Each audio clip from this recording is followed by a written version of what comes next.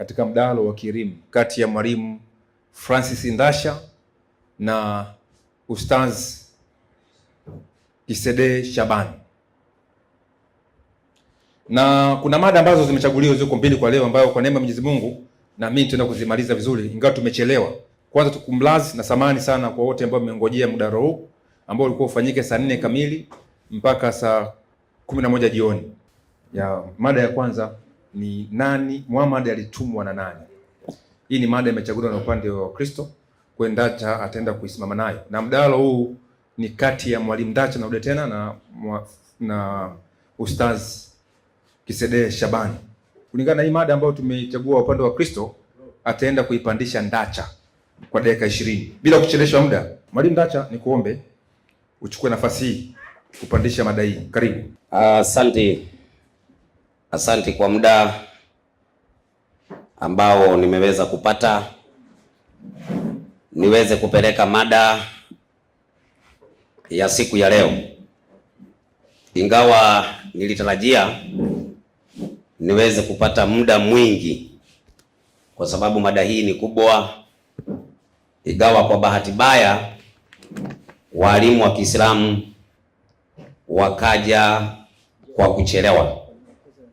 Kwa hivyo muda ambao umepatikana ni muda mchache ambao nitaweza kuutumia vizuri kufundisha ulimwengu ya kwamba Mtume Muhammad ambaye leo anaaminika katika dini ya Kiislamu hajatumwa na Mungu, na aliyemtuma Muhammad naenda kutoa Muhammad alitumwa na nani?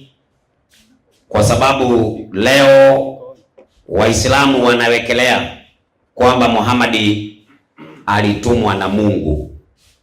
Hiyo ndio sababu ya kuomba mada hii. Ilikuwa nimeiomba makusudi. Kitu cha kwanza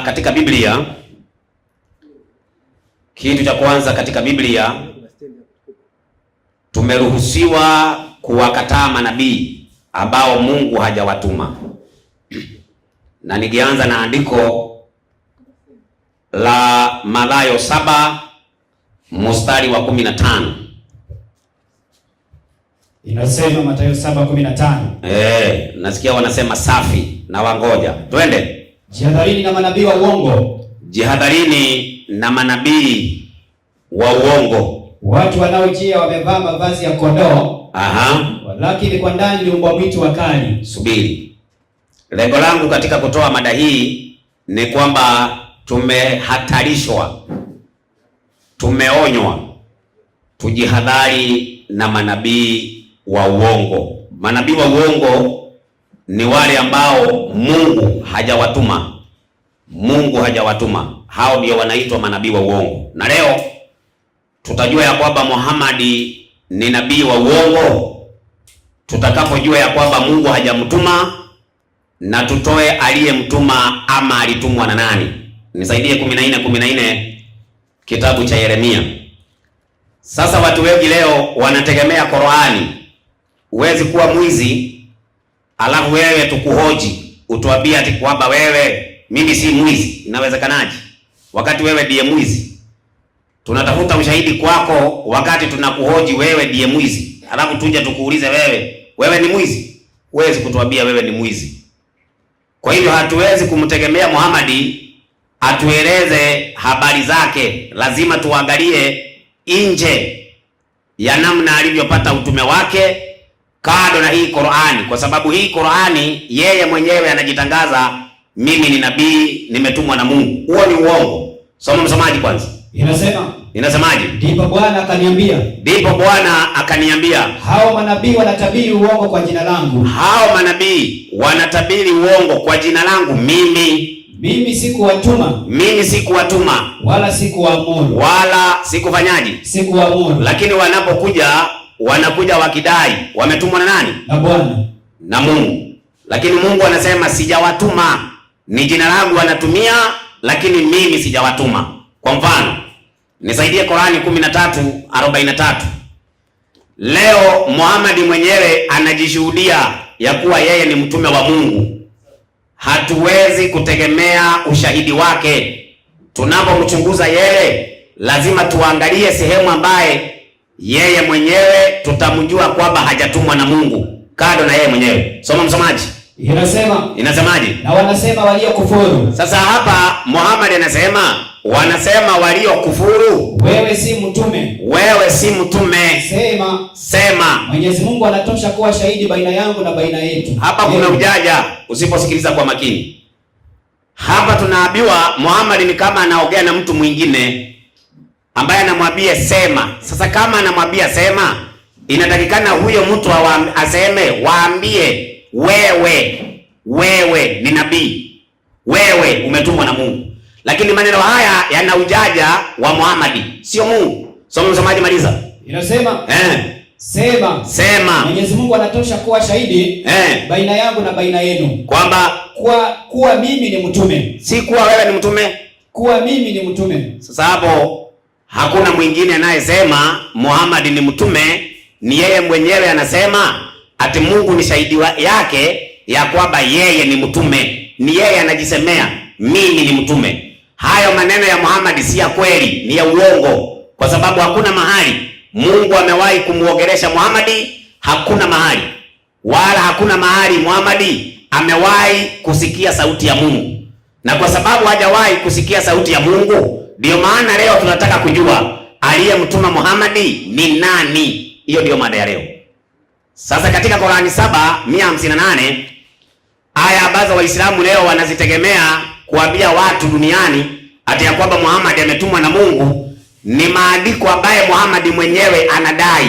Na kama utapata andiko linasema tumekutuma, Mungu hahusiki hapo. Msomaji, soma. Ndio. Ewe Nabii Muhammad. Ndio. Enyi watu, hakika mimi ni mtume wa Mwenyezi Mungu kwenu nyinyi nyote. Unaona, anajishuhudia yeye, hakika mimi ni mtume wenu. Hakika mimi ni mtume wenu. Swali, yule aliyekutuma wewe ndio uwe mtume nani? Hiyo ndio ile kitu ambaye leo tunataka tujue, nani aliyemtuma Muhammad. Sasa katika Qur'ani 4:79 ndio tunaanza kuingia katika mnakasha kamili. Sasa 4:79 Qur'ani inasemaje? Wema uliokufikia. Sasa hapa tunaambiwa wema uliokufikia wewe Muhammad umetoka kwa Mwenyezi Mungu. Twende. Na ubaya uliokufikia unatoka nafsini mwako. Twende. Mwenyewe amefanya mambo hata yakakufika hayo. Safi. Nasi tumekupeleka kwa watu. Sio nasi nimekupeleka kwa watu, kwa sababu kama angetumwa na Mungu angesema, kama mtasema nasi ni Mungu ni sawa, lakini andiko lingekuwa nasi nimekupeleka kwa watu, sio nasi tumekupeleka. Kwani atakuwa ametumwa na Mungu wangapi? Kwa sababu andiko linasema nasi tumekupeleka kwa watu. Nasi tumekupeleka kwa watu. Sasa kama andiko hili mtadai ya kwamba ni Mungu anayezungumza, itakuwa basi ni kikundi cha Mungu ambaye walimtuma Muhammad, kikundi cha Mungu. Lakini kwa sababu Mungu hajamtuma Muhammad, hapa ndipo tunataka tujue kikundi kilichohusika kutuma Muhammad, hicho kikundi ni akina nani, kwa sababu Mungu hayuko ndani ya hicho kikundi. Soma msomaji, maliza. Endelea kusema. Twende. Na Mwenyezi Mungu ni shahidi wa kutosha. Mungu amejiondoa, na Mungu ameondolewa katika utumaji, ya kwamba yeye na ninaomba, sitaki uje uniambie ati sijui Yesu kaenda kateremka. Hapa mada ni Muhammad, ya kwamba Muhammad katumwa na nani. Hii aya ambaye nimeitoa, kuna kikundi cha watu ama kikundi cha wale waliomtuma, lakini Mungu alikuwa shahidi wakimtuma. Sio Mungu alimtuma. Nasi tumekupeleka kwa watu kuwa mtume, na Mwenyezi Mungu ni shahidi. Kwa hivyo Mungu hakumtuma Muhammad. Kuna wale waliomtuma Muhammad, Mungu akiwa shahidi. Sasa leo Waislamu ukiwauliza habari za utume wa Muhammad, kulingana na vile wanavyoelewa Waislamu wa leo, wanaelewa utume wa Muhammad umepatikana kwenye pango la Hira kule Maka. Kwa sababu gani? Kuna kitabu ambacho kimeandikwa na aliyekuwa kadhi mkuu wa Kenya, anaitwa Shehe Abdalla Farisi, kinaitwa Wakeze Mtume, Wakubwa na Wanawe. Nisomee ukurasa wa 12. Kuna mahali wanasema Muhammad alifika miaka 38. Akiwa na miaka 38 ndio amehamia kwenye majabali, kwenye pango. Huko ndiko tunaambiwa alienda kuupokea utume wake huko. Soma msomaji tusikie. Inasema ndio, hata siku moja katika mwezi wa Ramadhani, ndio, na hali ya kuwa mtume kashatimiza miaka 40. Safi. Siku hiyo Jibril alimdhihirikia na kumjuvia kuwa ndio kashakuwa nabii. Sasa hapa unajua, ukiwa mtu mwerevu unatakikana kusikiliza maneno ya mtu, na ndio unaona mtu anapelekwa kotini, anafungwa kwa sababu ushahidi wake unaonekana ni wa uongo. Sasa hapa tunaambiwa ate kwenye pango Muhammad alipatana na malaika wa Mungu anaitwa Jibril au Gabriel. Mimi nasema hapa katika mibari hii, Muhammad hajawahi kupatana na nabii na malaika wa Mungu anaitwa Gabriel ama anaitwa Jibril. Huo ni uongo. Huo ni uongo ambao unaenezwa na Waislamu leo. Teremka chini. Inasema ndio, alimdhihirikia na kumjuvia kuwa kashakuwa nabii. Safi kabisa. Na vituko vingi alimfanyia kama tunavyosikia. Kwanza tunaambiwa alienda kupokea utume, lakini kwenye pango wanasema alienda kufanyiwa vituko. Salimu kama msomaji. Basi mtume akafanya hofu, akarejea kwa mkewe. Sasa mtume akawa na hofu, akarejea kwa mkewe. Akamhadithia. Akamanyaje? Akamhadithia. Na pale homa kubwa kabisa ikampanda. Hakuna nabii yoyote amewahi kwenda kupata utume akirudi kwa nyumba ana homa. Muhammad anatuambia amepatana na malaika. Kulingana na kitabu hiki cha Uislamu, amepatana na malaika Gabrieli, lakini anaporudi kwa bibi yake anarudi akiwa na homa. Alafu anatuambia wamepatana na malaika. Malaika anakupa homa. Homa ndio utume. Soma msomaji. Akataka afunikwe manguo. Mara na kusema, ndio, najihofia nafsi yangu. Sasa kulingana na kule juu ambaye tumesoma, tunaambiwa ati alikutana na malaika, lakini anaporudi kwa bibi yake anamwambia bibi yake, ninahofia nini? Nafsi yangu kuchezewa na mashetani. Atakuchezewa na nini? Mashetani. Kuchezewa na nini? Mashetani. Sasa iweje anatuambia huko kwa pango wamekuwa na malaika, lakini akifika nyumbani ana hofu, anasema ninahofia nafsi yangu kuchezewa na mashetani. Kwa hivyo ina maana kwa ushahidi wa Muhammad kwenye pango alitokewa na mashetani, lakini kwa shehe anasema aliyemtokea ni malaika Gabrieli. Lakini Muhammad mwenyewe anapomwambia mke wake, anamwambia mimi kwenye nimetoka kwa pango ninahofia nafsi yangu kuchezewa na mashetani. Twende. Anaendelea kusema ndio, kuchezewa na mashetani na kuniharibu akili yangu. Safi. Na kunizuga. Ndio. Bibi Khadija pale akamdikiza. Bibi Khadija akafanyaje? Alimdakizi. Endelea. Akamwambiaje? Wacha hayo. Sio yatakayokuwa hayo. Tupe habari. Wewe huwezi kuchezewa na mashetani. Wewe sasa huwezi kuchezewa na mashetani. Shetani hawezi kukuchezea mtu mwenye sifa zako. Unaona, mwenyewe anasema mimi nahofia nafsi yangu kuchezewa na mashetani. Yule anamwambia hawezi kuchezewa na mashetani ni bibi yake na hako nyumbani, yeye hakuwa kwa pango. Muhammad alikuwa peke yake kwa pango na yeye anahofia nafsi yake kuchezewa na mashetani, lakini bibi yake anamuondolea hofu. Anamwambia wewe hauwezi kuchezewa na mashetani. Twende. Endelea kusema. Ndio. Mimi naona nimeshakuwa mtume. Unaona, utume kwa bibi yake umeanza kupatikana. Alafu unakuja kuwekelea Mungu. Utume huo ushapata, bibi kampa utume Muhammad. Kwa hivyo kwanza, mtu wa kwanza kuhusika kwa kupeana utume kwa Muhammad ni bibi yake Bi Khadija. Huo ndio wa kwanza. Amesema mimi naona wewe ushapata nini? Utume. Tupe habari. Nasema mtume alipochukua usingizi, mtume alipopatwa na usingizi, alitoka Bibi Khadija akaenda kwa ile jamaa yake. Sasa tunaongeza wa pili. Bibi Khadija akaondoka akaenda kwa jamaa yake Bwana Waraka bin Nafai. Padri wa Kinasara. Akamjuvia haya. Akamwambiaje? Yule padri akamwambia. Rudia. Yule padri akamwambia. Sasa yule padri anamwambia Khadija, anamwambiaje? Utume huo kashapata. Nani? Utume mumeo. Akapata utume nini? Mumeo. Kwa hivyo wa pili anayepeana utume kwa Muhammad Anaitwaje? Waraka bin Nafal. Wa kwanza anayepeana utume kwa Muhammad anaitwaje? Bibi Khadija. Msimuwekelee Mungu. Mungu hajahusikana katika utume wa Muhammad. Sasa wakati Qur'ani hii inapoandikwa utume ushapeanwa na hawa, sasa kwa katika Qur'ani ndani utasikia Muhammad ni mtume, Muhammad ni mtume, sio Mungu anasema, ni hawa. Ni hawa. Sasa ili ujue ni hawa, kulingana na vitabu vya Kiislamu wanasema Muhammad alipata utume wakati ana miaka 40 lakini utume wa Muhammad ulikuwa umepangwa akiwa mtoto wa siku 7 alikuwa ashapewa utume akiwa mtoto. Lakini leo Waislamu wanatuambia Muhammad amepata utume, ametokewa na malaika Gabrieli kwenye pango. Malaika Gabrieli hawezi kutokea mtu na akose kujitambulisha. Ndio naona shehe, hakuna mahali Muhammad amewahi kusema kwa pango nilitokewa na malaika. Hakuna. Ni katika Qur'ani 96 katika maelezo ya aya ndio watatumia hao. Hawawezi kutumia aya kutoka kwa Muhammad. Wanatumia maelezo ya shehe. Shehe akisema aliyetoka kwa pango alikuwa malaika. Kwani shehe na Waislamu hawa tofauti ni nini? Hakuna. Si ni hivyo tu kama hawa. Hata kama ni hao andike, si wataandika ni malaika.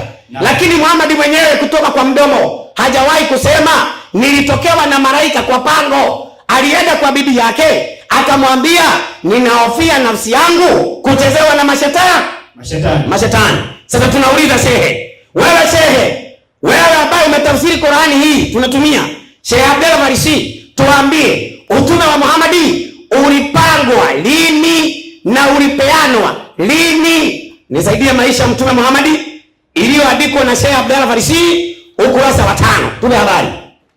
Pale alfajiri alipokwisha kuzaliwa mtume, ndio alikwenda kuitwa babu yake. Nani? Kuja kumuona mjukuu wake. Yaani alienda akaitwa nani? Babu yake Abdul Muttalib. Huyu babu yake Abdul Muttalib aliitwa wakati Muhammad amezaliwa. Twende. Babu huyu alifurahi sana. Ndio. Na akamfunika manguo. Akajikongoja naye mpaka kwenye Alkaba. Twende. Akafungua mlango. Akaingia naye ndani. Twende. Akasimama muombee dua. Safi. Kwa mashairi mazuri ya Kiarabu aliyoyatunga. Maliza. Mwenyewe wakati ule. Twende. Kisha akarejea naye. Jua bado alikuchomoza. Safi. Hata siku ya 7 au ya 8. Alifanya karamu kubwa. Ndio. Na akampa mjukuu wake jina la Muhammad. Kwanza huyu babu yake Abdul Muttalib alikuwa muabudu masanamu. Akamchukua Muhammad akaenda kumwombea dua ndani ya Kaaba ambayo ilikuwa imejaa masanamu. Na baadaye huyu Abdul Muttalib akampa jina Muhammad. Kwa nini alimpa hiyo jina? Tupe habari. Yaani mwenye kushukuriwa kwa vitendo vyake vizuri. Safi. Jamaa zake walipomuuliza sababu ya kumuita jina hili, kumbe Waarabu waliuliza, kwa nini umempea huyu mtoto jina Muhammad? Maana jina Muhammad halikuwa linatumiwa na Waarabu. Aliwajibu ya kwamba anatarajia afikie cheo hicho cha kushukuriwa na kila mtu. Kumbe babu yake Abdul Muttalib alimpea jina Muhammad akiwa anamtarajia awe anaongoza kila mtu, anashukuriwa na kila mtu. Kwa hivyo babu yake Muhammad alikuwa amepanga Muhammad atakuja kuwa nani? Kuwa mtume kwa Waarabu. Kwa hivyo utume wa Muhammad ulipangwa kuanzia alipokuwa na siku 7 au siku ya 8, na wa kwanza alikuwa ni Abdul Muttalib. Huyu Waraka wakiwa na Hadija wamekuja kumalizia mission. Wa kwanza alikuwa Abdul Muttalib alipompa jina Muhammad. Msomaji tena mwika chini. Inasema ndio jina hili kabisa alikuwa likitumika katika nchi ya bara Arabu. Ndio. Hata ilipokuwa karibu na atadhihiri. Unaona kuna watu ambao walikuwa wanatangaza Warabuni ya kwamba hapa Warabuni kutakuja nabii, kutatokea nabii. Endelea. Inasema ndio atadai mtume. Maliza. Mapadri wa Kinasara na makuhani wa Kiyahudi waliokuwa wakikaa bara Arabu walikuwa wakitayarisha majirani zao, walikuwa wakiwaambia majirani zao Waarabu, ndio katika nchi hii yenu abadilishe hii ibada yenu mbovu. Twende ya masanamu. Maliza. Walipoambiwa hivi wale Waarabu, waliwauliza ni nini itakuwa jina la mtume huyo. Waarabu walipoambiwa kutakuja kwenu nabii, na wakati wa Muhammad ana siku 7, usisahau, ana siku 8. Na leo Waislamu anatuambia anapata utume akiwa na miaka 40 lakini akiwa siku 7, akiwa na siku 8 ashatangazwa kuwa nabii. Waliomtangaza ni akina nani? Wa kwanza ni Abdul Muttalib, na hapa kuna makuhani na kuna mapadre wa Kinasara. Maliza, walisemaje? Wakajibu kuwa ndio jina lake litakuwa Muhammad. Kwa hivyo Waarabu walikuwa wao wanauliza nani atakuwa huyo nabii atakaye kuja kwetu. Wanajibiwa naambiwa jina lake litakuwa Muhammad. Waliompanda Muhammad kuwa nabii, kuwa mtume, wa kwanza alikuwa Abdul Muttalib, wa pili walikuwa ni makuhani na mapadre wa Kinasara, na Hadija wakiwa na Waraka. Kwa hivyo unaposoma Qur'ani 4:79, soma turudie sasa. Inasema, ndio naona nimejenga hoja yangu kwa hiyo aya. Ni wangoja wakisema, unajua unaposikia sisi, maana utapata kibana hujawahi. Wewe goja leo. Wacha hivyo, mnachelewa. Na mlijua, usifikiri mnachelewa nini? Mmechelewa makusudi. Mmekuja mapema ni watambue. Lakini kwa sababu mlijua, ndio mnakuja hapa kusema, gari ilikwama. Ilikwama aje? Somaji.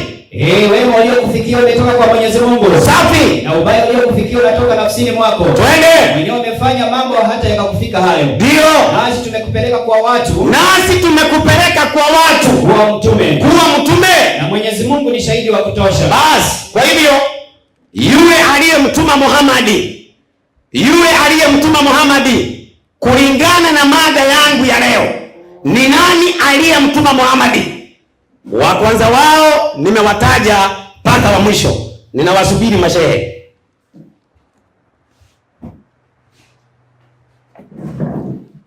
Dakika 20 neti imeongezeka sekunde 1 tu.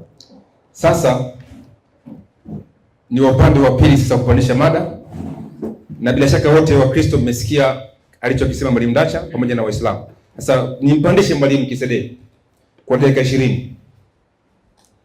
You're welcome. Hata kama Kiswahili kinakushinda basi tuongeza Kilingala. Tuko vizuri. Karibu.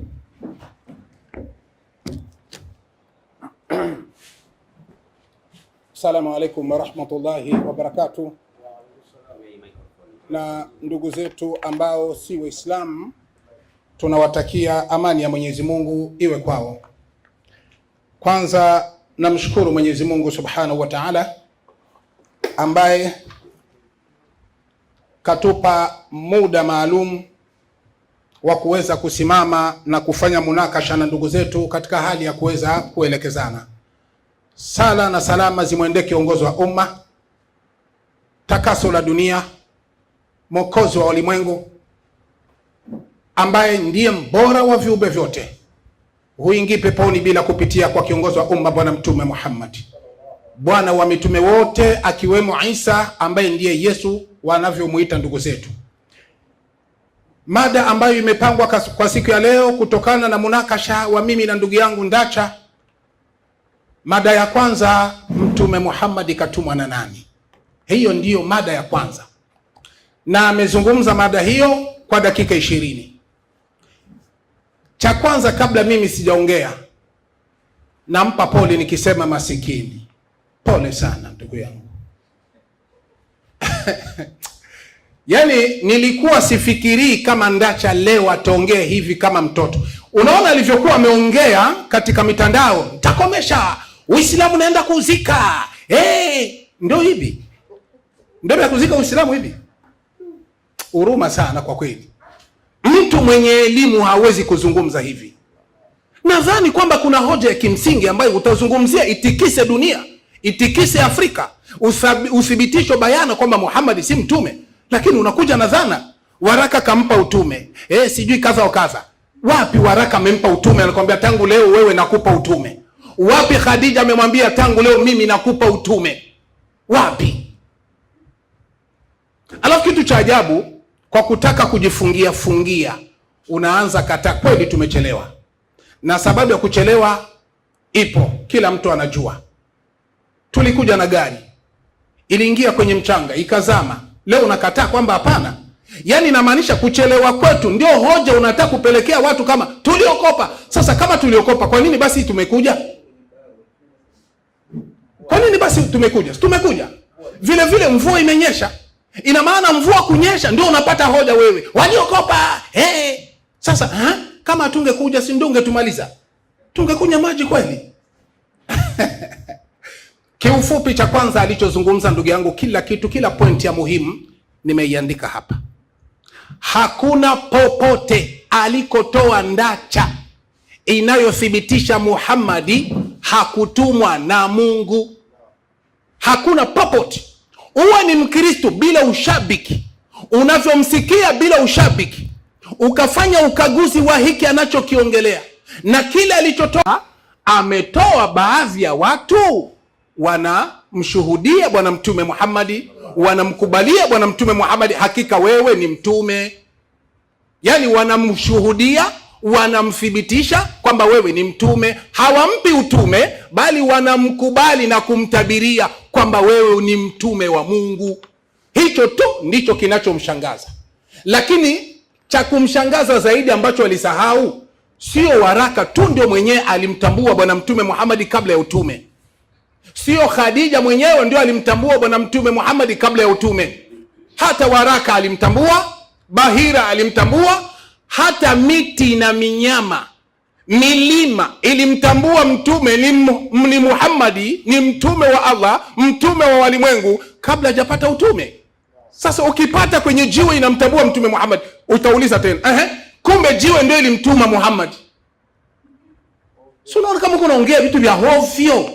Soma, tulijua labda umekwisha panuka kidogo, kumbe ni vile vile tu.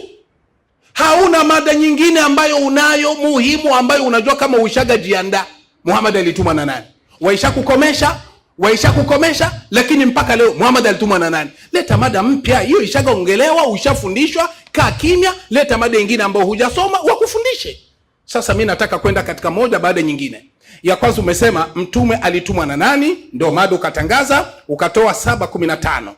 Tunaruhusiwa sisi kuwakataa manabii wa uongo. Ndio sababu nakwambia hujasoma ndacha. Unasoma kwanza vitabu kabla haujaongelea mbele ya watu, utajidhalilisha mwenyewe. Usitafuti umaarufu kwa nguvu, tafuta umaarufu kwa elimu. Sasa sikiliza hapa. Niko na Biblia uzima tele. Tupe tafsiri yake. Inakwambia hawa manabii wa uongo ni Wakristo. Sasa unaanzeje kumwingiza Bwana Mtume Muhammad pale? Tatizo haukusoma ndicho kinachokuletea matatizo. Tusisubutu hata kwenda kuongea. Akitaka mimi nitampa. Uzima tele Biblia 7:15 na kushuka inasema wale manabii wa uongo ambao Yesu alisema wanavaa mavazi ya kondoo lakini kwa ndani mwao ni mbwa mwitu wakali, mtawatambua kwa ndimi zao. Yesu alikusudia Wakristo, manabii wa Kikristo akiwemo ndacha. Ni manabii wa uongo na kile watakachowaambia ni cha uongo, si cha Bwana Yesu. Moja wapo ni ndacha. Hii ni Biblia. Na wewe ni wa uongo. Kitabu ndio kinasema, sio mimi. Mkisema tupe andiko, baadaye ya kuja nitakupa. Nasema kwa sababu sina wasiwasi. Usiongezi tena kwa naongelea hiyo, ongelea maneno mengine ya Biblia ya kumthibitisha Muhammad si mtume. Biblia nzima hakuna andiko la kuthibitisha Muhammad si mtume katika Biblia. Hakuna. Mwanzo wa Biblia mpaka mwisho wa Biblia. Mwanzo wa Qur'an mpaka mwisho wa Qur'an. Alama yoyote, andiko lolote kwamba Muhammad hakutumwa na Mungu hakuna. Amekuja kwa dhana. Amesema ya pili katika 14:14 ni hayo Mungu amewakataa manabii wa uongo. Ndio hao ambao Yesu aliwatabiri, moja wapo tunampata ni ndacha na wengine. Sio Bwana Mtume Muhammad. Hiyo kwanza tia pembeni, usiongezeke kuitia mbele ya watu. Ingine anaongea hivi, hatuwezi kumtegemea Mtume Muhammad maneno yake kuwa ni ya kweli kwa sababu mwenyewe ndiye anaongea. Kwa hiyo kile anachokiongelea mwenyewe hatukikubali sisi, mwenyewe ndio amesema. Alafu nikashangaa Aisha sema hatukubali maneno ya Muhammadi, kisha anatoa 4:79. Mwalimu, hebu some hilo andiko. Anatoa andiko ambazo Muhammad anasema ndani ya Qur'an. Na huko ameshasema hatukubali maneno ya Muhammadi kwa sababu mwenyewe alikuwa anajisemea, sio Mungu, kwa hiyo maneno yake tunaikataa. Sasa kama mnaikataa, ilitakiwa Qur'ani yote tia pembeni, kwa sababu ni maneno ya Muhammadi. Toa sasa Biblia ambayo si maneno ya Muhammadi. Yaani unafanya kichekesho. Soma ndacha, acha kuwa unakurupuka na maneno mengi. Unajifanya kuna umeandikwa mwingi, hadithi nyingi. Tazama hadithi zinaongelea tofauti na kile kenye unajua. Mimi nilijua labda ni mwingine atakuja hapa, labda angekuwa Mwankemwa. Wewe unatuchosha bana. Soma hiyo andiko. Inasema Usima tena. Walimu wa uongo ambao kwa nje wanaonekana wenye haki, bali kwa ndani ni mbwa mwitu wakali. Ndio. Tupe tafsiri, twende. Ni tafsiri, ufafanuzi huo. Kuna nyakati nyingine wanaweza kutambuliwa kwa matunda yao. Twende. Tunda la walimu wa uongo litakuwa kudhihirika kwa tabia mbaya kabisa. Wa uongo litakuwa kudhihirika kwa tabia mbaya. Twende kazi. Katika maisha ya wafuasi wao kama ifuatayo. Watakuwa ni Wakristo basi. Takbir. Allahu Akbar. Acha kwa na kurupuka. Unapotoa andiko kwanza ijadili, isome andiko, tizama ufafanuzi, usi unababaika kuja kuongelea mbele ya watu. Mimi ni mwalimu na nilikwambia nitakufundisha. Ungelijua hivi haungetoa 5:17, haungeitoa.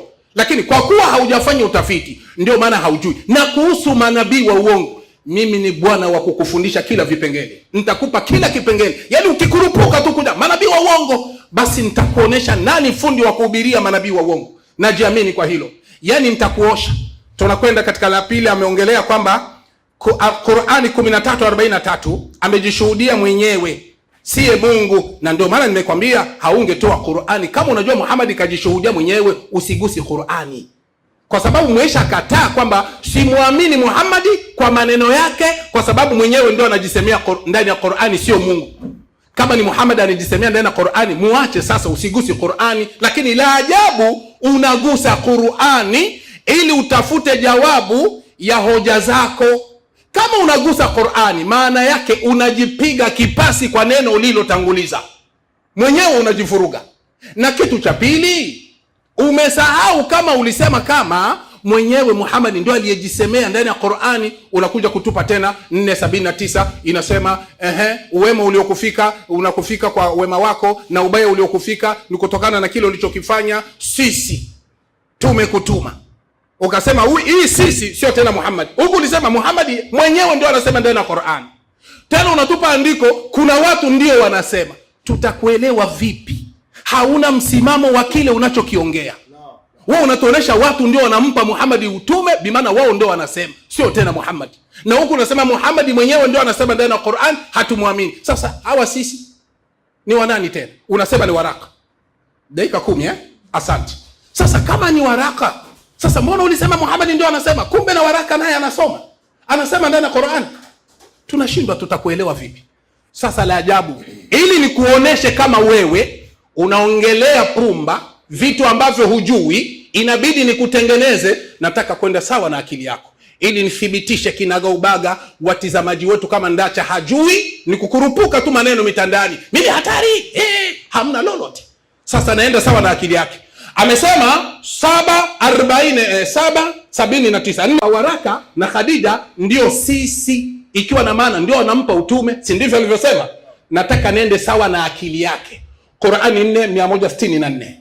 Naenda sawa na akili yako, nikuoneshe kama huko naongelea ambavyo hujui. Unachekesha watu. Qur'ani 4:164. Soma hiyo. Qur'ani 4:164 inasema. Inasemaje? Bismillahirrahmanirrahim. Naam. Na tuliwapelekea wahi mitume tuliokuhadithia. Simama. Ile sisi. Ule uwingi unatumika hapa kwamba tuliwapelekea mitume. Ikiwa Khadija na waraka ndio walimpa Muhammad utume, kwa sababu imeandikwa sisi kwa wingi, huo uwingi ndio unaenda katika 4:164 tulipeleka mitume. Kama waraka na Khadija ndio walimpa utume, basi kumbe itakuwa waraka na Khadija umewapeleka mitume. Tupe kazi.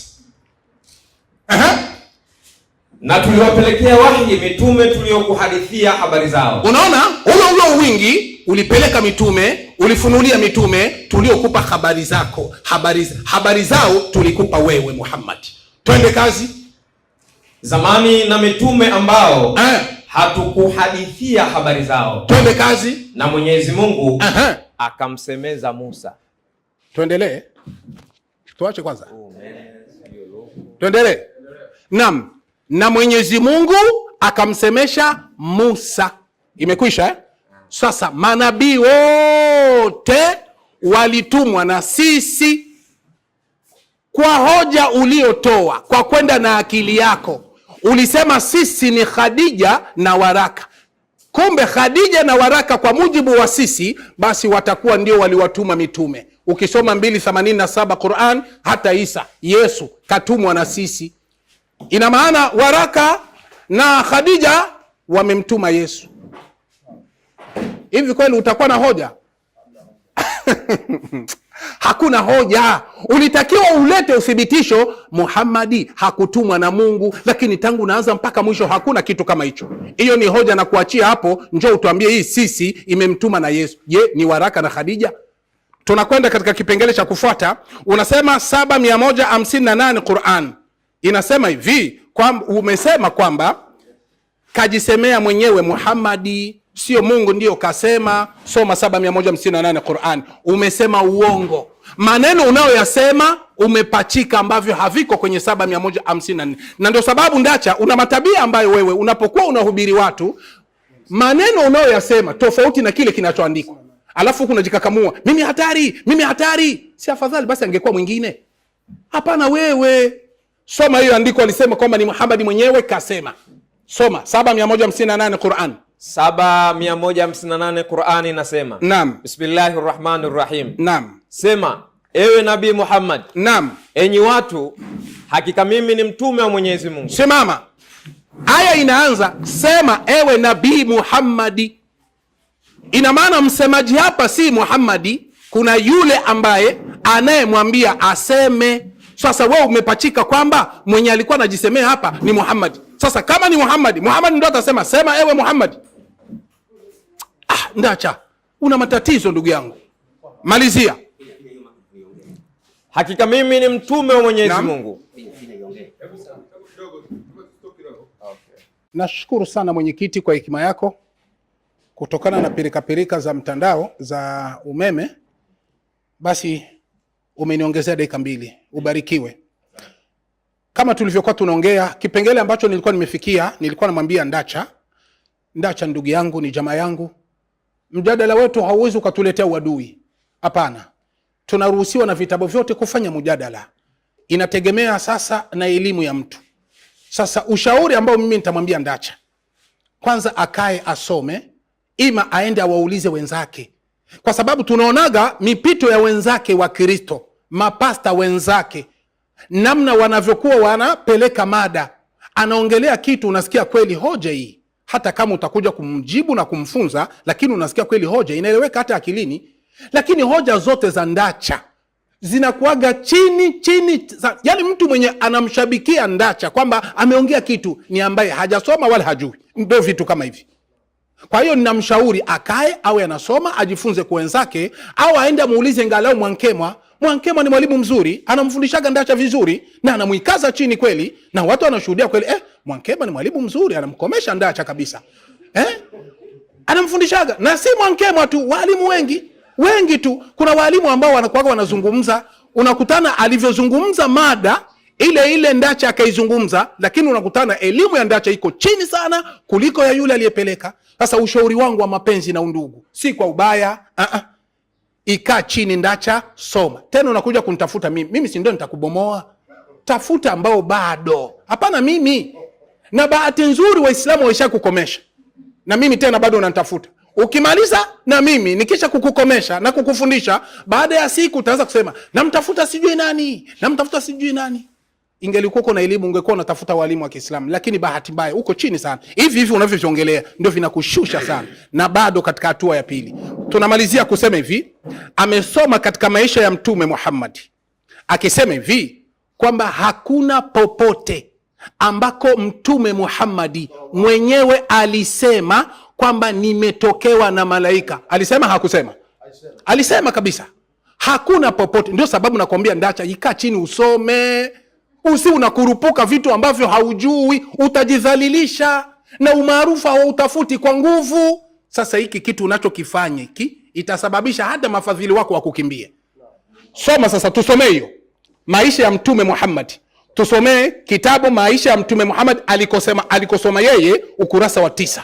Anasema kwamba Mtume Muhammad hakufikiwa na malaika. Mwenyewe amesema. Soma hiyo kisha utasoma na ile Ar-Rahiq al-Maktum. Soma. Asema Mtume Muhammad sallallahu alaihi wasallam. Mtume Muhammad sallallahu alaihi wasallam anasema. Anasemaje? Sikiliza. Nikasema kisha nikakumburuka kutoka katika usingizi wangu. Mtume akatoka katika usingizi wake.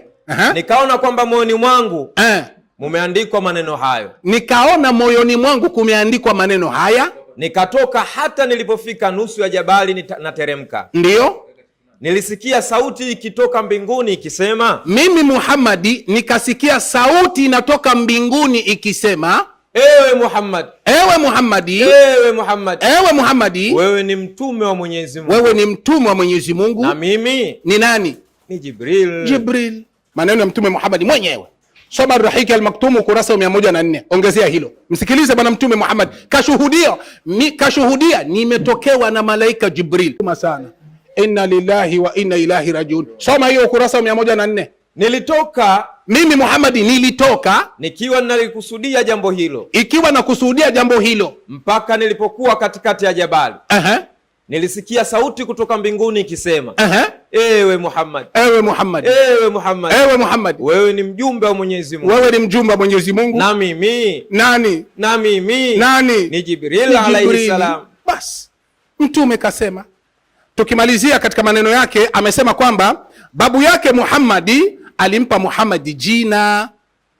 Eti babu yake Muhammadi alimpa Muhammadi jina bado mdogo. Itakuwaje kafiri mshirikina anampa Muhammadi jina tukufu huku akitoa maneno ya kumpa utume, ikiwa na maana kwamba mtume alipewa utume na watu binadamu washirikina, sio Mungu? Kwa sababu unaona mshirikina anamtabiria Muhammadi kuwa mtume hali ya kuwa angali bado mdogo. Ikakushangaza. Ngoja tumuulize bwana Mtume Muhammad, mbona wewe umepewa utume bado mdogo, tena mshirikina? Sio hilo tu, nilikwambia mbeleni, na miti, mawe, milima, karatasi, miti, kila kitu kilimtambua Muhammad kabla ya utume. Acha tumuulize Mtume Muhammad, kwa nini kapewa jina? Kwa nini kabashiriwa? Kwa nini kaambiwa kabla ya utume? Ilikuwaje? Tusomee Ar-Rahiq al-Maktum. Lu'lu wal Marjan, hadithi ya 71. Soma hiyo. Nimetia alama pale. Sawa. Kwa hakika haitaingia peponi isipokuwa nafsi ya Muislamu. Haitaingia peponi nafsi yoyote ila nafsi ya Muislamu. Twende kazi. Na hakika Allah ataisaidia dini hii. Allah ataisaidia dini hii ya Kiislamu hata kwa kupitia mtu muovu. Bas, hata kwa muovu Mungu anaweza akathibitisha utume wa Muhammad. Hata kwa kafiri mtu anaweza akathibitisha utume wa Muhammad. Hata kwa mshirikina Mungu anaweza akathibitisha mtume Muhammad. Kwa hiyo huyo aliyempa mtume ambao ni babu yake ni mshirikina, kasemeshwa na Mungu, na yeye hakujua alivyosema. Alijikuta tu tayari ameishampa Muhammad jina, alijikuta tu tayari amemtambua huyu atakuwa ni mtu mtukufu. Sio yeye, kwa utukufu wa Muhammad, kwa ubora wa Muhammad, kwa utume wa Muhammad ilisababisha kujua tu kama huyu ndio hivyo. Mungu alimsemesha akajikuta tayari anaongea. Hakuna popote utaleta ambako mtume Muhammad si mtume wa Mungu. Kwa kumalizia 33:40 Qur'an, angalia aliye mtume Muhammad. Hapana kuwa kurupuka vitu ambavyo hujui ndacha. Kaa chini usomeshwe. Na kwa taarifa yako, hakuna ushahidi wowote ambao utatoa, iwe ni kibibilia, kwa sababu Biblia mimi naijua zaidi yako, tena maradufu. Na sio wewe tu, Wakristo wote unaowajua mimi nawashinda Biblia, naisoma Biblia zaidi yao, naijua Biblia zaidi yao. Na kama unapinga, tuonee hapa, thibitisha ualimu wako kwenye Biblia, thibitisha ualimu wako kwa kitabu chochote. Nina uhakika ndacha nitakufundisha, na uache kuwa unasumbua watu mitaani. Fujo watu mitaani, haujui chochote. Soma hiyo 33:40.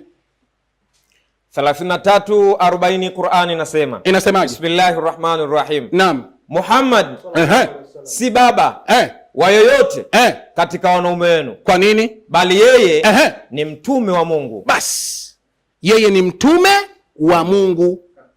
Waraka sio mtume, Khadija sio mtume. Kwa hiyo Muhammadi ni mtume wa Mungu. Tungelipendelea utoe hoja kama hizi, Muhammadi si mtume wa Mungu, ungeonekana uko na mashiko. Lakini sikiliza, andiko inasema Muhammadi ni mtume wa Mungu. Kwa kumalizia, umetuambia kwamba sawa, asante. Basi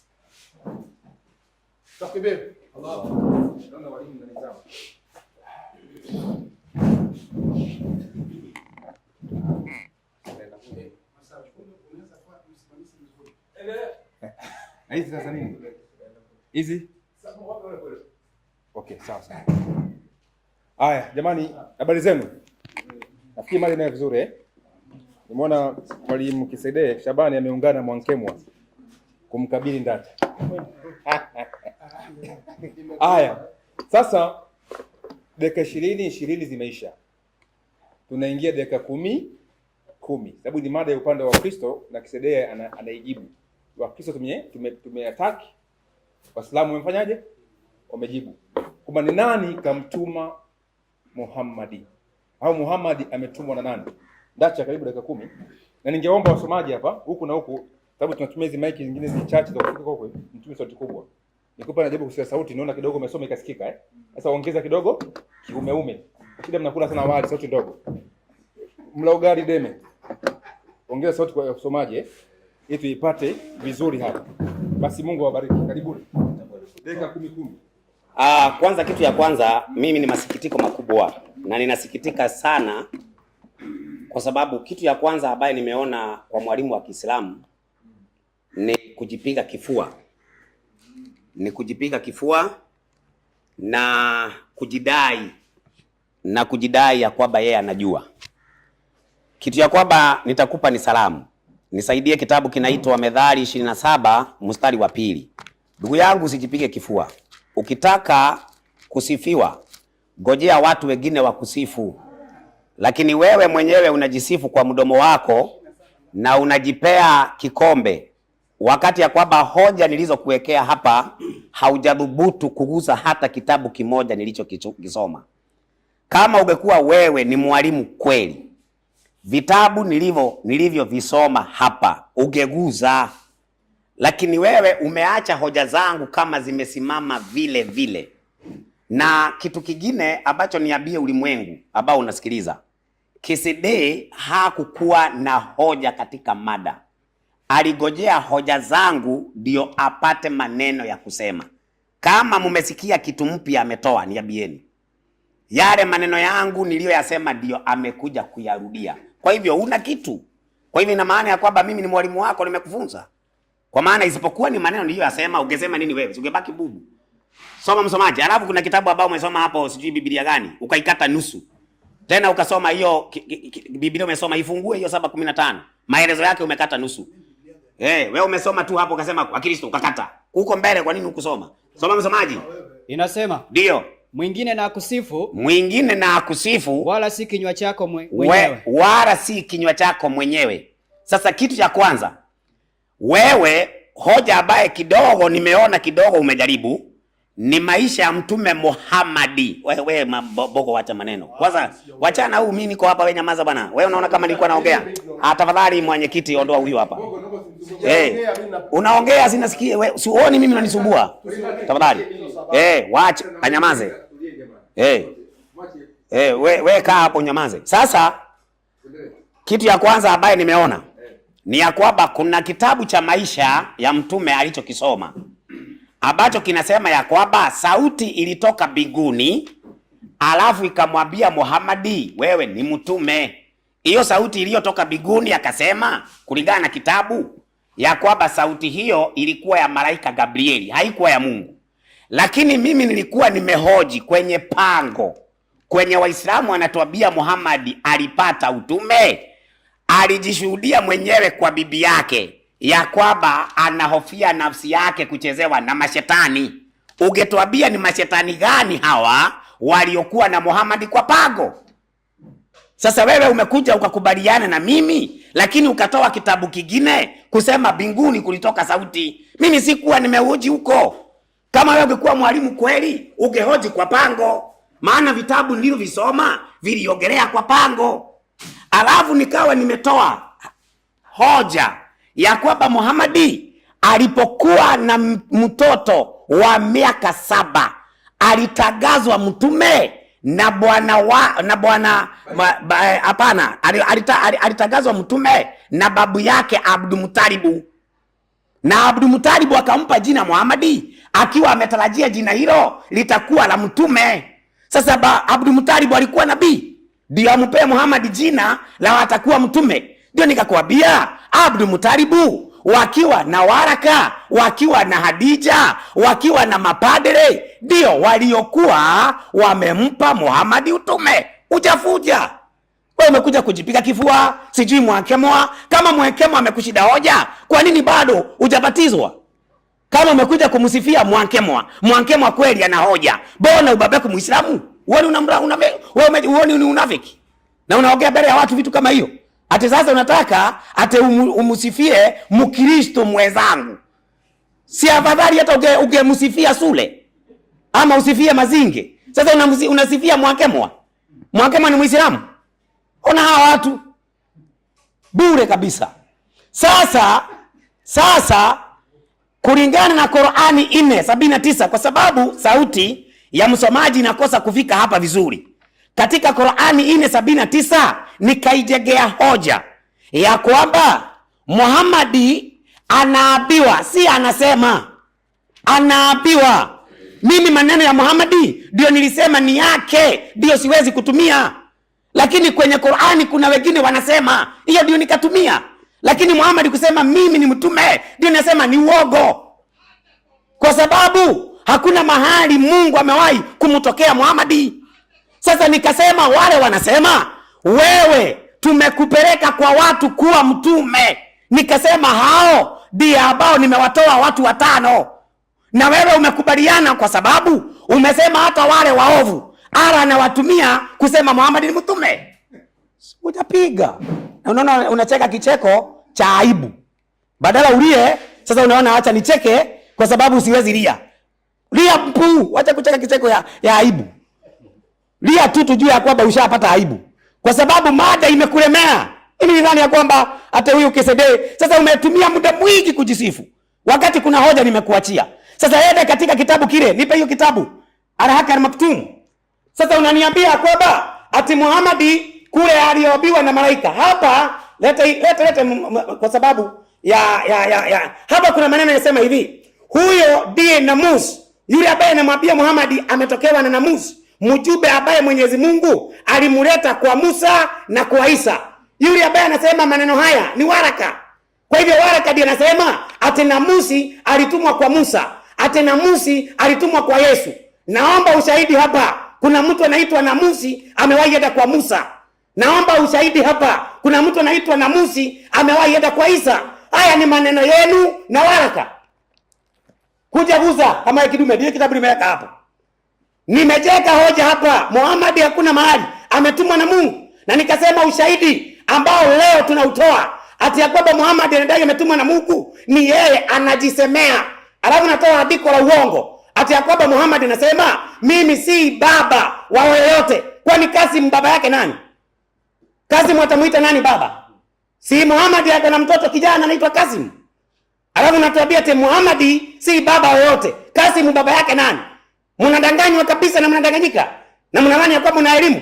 Mtu ana watoto, alafu anakuambia ati usimuite baba na ana watoto. Hao watoto wataita baba yao nani? Na ukifuata sababu nusura hiyo haya, Muhammad amechukua hata bibi ya mtoto akaoa. Sasa ile andiko uliosoma pale katika ile Biblia ni ya kwamba bado kuna Makristo, kuna manabii wanaojiita wa Kristo, ni wa uongo. Sio Muhammad peke yake. Kenya tuko na nabii anaitwa Uwori. Ni nabii wa uongo sawa na Muhammad. Kwa hivyo andiko lile la 7:15 haliwahusu hao peke yake. Linawahusu wote ambao wamejipa utume na Mungu hajawapa. Ndio hiyo. Na ndio naona Kesede hajiwezi. Ndio naona saa hii anashida kwa Bogo, nisaidie hii, nisaidie hii. Uwezi tulia. Tena Bogo mweupe huyu. Alafu anaenda ati anasema hapa temini Wewe Bogo kwanza kwa wahadhiri haupo. Wahadhiri katika wahadhiri Bogo hayuko. Hawezi kukusaidia. Ukikuja na Sure ama ukija na Mazingi angalau. Lakini si Bogo. Sasa mimi narudia hoja yangu pale. Kesede rudi hapa. Nimetoa dalili. Muhammad akitoka kwa pango alisema anahofia nafsi yake kuchezewa na mashetani. Nichukulie kitabu kinaitwa Upanga Mkali hapo. Ukurasa wa 22. Hata walikuwa wanamtafuta, wakiuliza ameuawa, wakaambiwa hapana. Muhammad akasemaje? Ukurasa wa 22. Ukurasa wa 22. Inasema hivi. Amesimulia tulikuwa pamoja na mtume. Tulikuwa na mtume majangwa usiku moja. Mara akamkosa, tukamtafuta katika majangwa na mabode. Tukasema ameuawa. Basi tukalala usiku mbaya waliowahi kulala watu. Kulipopazuka, mara tukamuona akitoka upande wa Hira. Tukamwambia ya Rasulullah, tumekukosa na tumekutafuta wala hatujakupata. Basi tukalala usiku mbaya waliowahi kulala watu. Akasema nilijiwa na muhitaji wa majini, nikaenda naye kumsomea Qur'an. Huyu muhitaji wa majini ndio Jibril. Muhitaji wa majini ndio Jibril ambaye Muhammad alikuwa naye kwa pango. Ndio nikawauliza Waislamu, tunaomba Muhammad mwenyewe akitoka kwa pango alitoka na hofu. Hofu alitolewa na mke wake, na mke wake akamwambia sasa wewe ni mtume, kwani mke wake alikuwa Jibril. Kama Hadija ndiye Jibril, tuambieni. Kama Waraka ndiye Jibril, tuambieni. Njoo hapa ujibu hoja, wacha kujipiga kifua wakati uko mweupe pepepe. Una kitu. Kuja kwa hoja bwana. Mwalimu dakika zako. Umetumia dakika 9 na sekunde 47. Nafikiri umemwachia Kisede hizi. Haya mwalimu Kisede, nikukaribisha dakika 10. Naona hapa unatupa utukufu wa Kristo, ukimsifia Mwankemwa kama ni mwenye elimu, unatupa utukufu pia wa Kristo. Haya, karibu. Dakika 10. Baada ya hapo maswali na majibu. Asante sana. Mimi nashukuru sana mwenyekiti kwa baraka yako. Pamoja na kuchomeka unakochomeka, haikufai wewe uchomeke. Mwache Ndacha na mimi na sitaki asaidiwe huyu Ndacha. Haya. Sasa ndio sababu nasema Ndacha ni wa kumsikitikia masikini. Angalia gisa anakuwa anajiminya mwenyewe, anajitekenya alafu mwenyewe anacheka. Hapa anasema hivi, unamsifia Mwalimu Mwankemwa. Unamsifia Mwalimu Mwankemwa. Si Mwalimu Mwankemwa basi si ni Mkristo mwenzangu. Sasa kwa nini wewe huko Mkristo? Anasahau anachokisema, baadaye tena akamsifu Dr. Sule. Huyu ni mwadhiri huyu kweli? Ndacha ni mwadhiri kweli? Yaani hajuagi anachokiongea. Alafu namna alivyoanza, alianza na maneno, alianza na sauti nzuri tu ya upole. Lakini hapa anachemka. Amechemka. Nimemkanyaga mpaka najikuta anapoteza raison. Hajui atashika wapi. Mpaka inaongea midomo inatetemeka. Hajui ataenda wapi. Nilikwambia wewe ndio umejuta mwenyewe kwa sababu ulikurupuka kuja kusema uongee na mimi. Mimi siko mchezo Ndacha. Ukija kuongea na mimi jipange kwa sababu Biblia naijua mwanzo mpaka mwisho. Qur'ani ndio usisemi. Naijua kuwa nadanganya watu mitaani. Sasa kama nilisema Mwankemwa, sijamaanisha kwamba ananiweza mimi. Hapana. Mwankemwa haumwezi Muislamu yoyote. Lakini wewe anakukomeshaga. Sasa wakati Mkristo mwenzako anakukomesha kwa hoja, usimtafute sasa ule mwenye ana hoja yako zaidi yako na zaidi ya Mwankemwa. Mtu lazima, Mwankemwa sio Mkristo, lakini kama anafanya kitu kizuri lazima kumsifia. Anaongeaga vizuri hata kama hana uwezo kwa Muislamu, lakini ana uwezo kwako. Anakukomeshaga. Subutu ukutane na Mwankemwa au ukutane na mwalimu yote, atakukomesha kwa sababu gani? Haujuagi unachokiongea. Ndio hivyo Ndacha, sikuchukii na kupenda ile anakushauria. Haya, tizama hivi unavyoviongea tena, unavyoongezea poto. Sasa angalia la kwanza anasema hivi, Kesede amejipiga kifua mwenyewe. Mithali 27:2. Mwingine ndio akusifu. Wewe uko unajisifu kabla muanza. Si unaona kama hajijuagi. Yaani hajuagi anachokiongea. Anaweza kuanza hivi, anasahau anaanza kujiponda po. Yeye mwenyewe ndio alianza kujisifu. Mimi naenda kumaliza Uislamu wa Afrika yote. Sasa utamaliza Uislamu wa Afrika yote vya hivi? Unaanza kujisifu. Sasa mimi na kamati ile sifa unayojipa ndio nasema uivue, haustahili wewe kusema hivyo. Mimi najipa sifa inayonifaa. Kisha unasema afadhali usijisifu wewe peke. 27:2. Sasa 27:2 mbona wewe hauitekelezi? Ulianza kujisifu aje? Maskini, huruma sana. Inna lillahi wa inna ilaihi raji'un. Anaongeza anasema hivi, eti ungeongea juu ya pango, kwa sababu Muhammad alikuwa anazungumzia juu ya pango, unaenda leta Mtume Muhammad alikuwa sijui wapi, alikuwa sijui wapi. Sasa Mtume Muhammad alikuwa kwenye pango, anatoka kwenye pango, njiani akakutana na Jibril. Tatizo liko wapi? Wewe haukukataa, haukusema juu ya pango. Ulisema Muhammad hakuna popote aliposema nimetokewa na malaika Jibril. Alisema hakusema? Sasa mimi nakupa Muhammad anasema mwenyewe nimetokewa na Jibril. Unaongeza tena neno. Ungesema juu ya pango. Mbona mwanzo ukusema useme juu ya pango? Wewe ulisema Muhammad hakutokewa, nimekupa katokewa na Jibril, kasema mwenyewe. Alafu ukasema lingine kwamba Bahira, Waraka, Khadija sio manabii, lakini kwa nini wamtambue Muhammad kuwa mtume na japo wao si manabii? Sasa usishangai kwa hilo. Nataka nikupe na viumbe ambavyo si manabii walimtambua bwana mtume Muhammad. Tunasoma kitabu hiki Miujiza bwana mtume Muhammad. Tunasoma ukurasa wa 94. Sikiliza, sio Waraka na Khadija tu. Vitu vyote vilimtambua bwana mtume Muhammad. Wewe ukikosa kumtambua ni labda sijui kichwa chako kimekwenda wapi. Ni huruma na kukuombea dua. Sikiliza 94 inasema hivi. Katika Shifa Asharif, Qadi Iyad, mwanazuoni mkubwa wa Maghribi, anasimulia kutoka kwa Abdallah bin Umar radhiallahu anhu kupita silsila imara za kuamkia manabii wote. Mtume katika msafara mmoja, bedui mmoja alimkaribia mtume Muhammad ambaye alimuuliza, wewe unakwenda wapi? Akajibu, kwa familia yangu. Mtume wa Mwenyezi Mungu akamuuliza tena, je, hutaki kitu bora kuliko hicho cha familia yako? Yule bedui akauliza, kitu gani hicho? Mtume sallallahu alaihi wasallam akamjibu akamwambia, kuwa ushuhudie kuwa hakuna Mungu anayestahili kuabudiwa ila Mwenyezi Mungu mmoja, na mimi ni mtume wake, na hana mshirika Mungu katika washirika. Yule bedui akauliza, je, nani shahidi wa tamko hilo? Mtume akajibu, mti ule bondeni utakuwa shahidi. Ibn Umar akasimulia akasema hivi, pale pale huku ule mti ukitetemeka, ule mti uling'oka kutoka ardhini na ukaja kwa Mtume sallallahu alaihi wasallam, akauliza mara 3, ule mti umetoa ushahidi? Ndiyo, mti ukatoa ushahidi kwamba ukamshuhudia bwana mtume Muhammad. Nao mti mara zote ukashuhudia ukweli wa Muhammadi, kisha mti Muhammadi akauamuru urejee, mtu ukarejea mahala pake. Allahu akbar. Ushahidi wa hadithi ndio hii. Sasa mti unamshuhudia mtume Muhammad. Utaniuliza tena, mti ndio ulimtuma Muhammadi? Sio hilo tu, milima ilimshuhudia bwana mtume Muhammad. Hiki kitabu ukurasa wa 97. Milima ilimshuhudia bwana mtume Muhammad. Mawe ilimshuhudia bwana mtume Muhammad. Waislamu wanawashangaeni kuona mnampinga Muhammad. Miti ilimshuhudia. Tuache wewe, yani mtu una akili kukuzidi. Achana vitu vya kusema Bahira alimshuhudia. Lazima mshuhudie, kwa sababu utakatifu wa bwana mtume Muhammad, hakuna nabii aliyekuwa na utakatifu na ubora na ukubwa kama bwana mtume Muhammad. Mtume Muhammad yuko juu ya Yesu maradufu. Wewe hujui kama Yesu ni mwanafunzi wa mtume Muhammad? Pinga hapa, mimi nakupa ushahidi. Njoo hapa upinge. Nakwambia na najiamini na sina wasiwasi. Yesu ni mwanafunzi tena mdogo kwa bwana mtume Muhammad.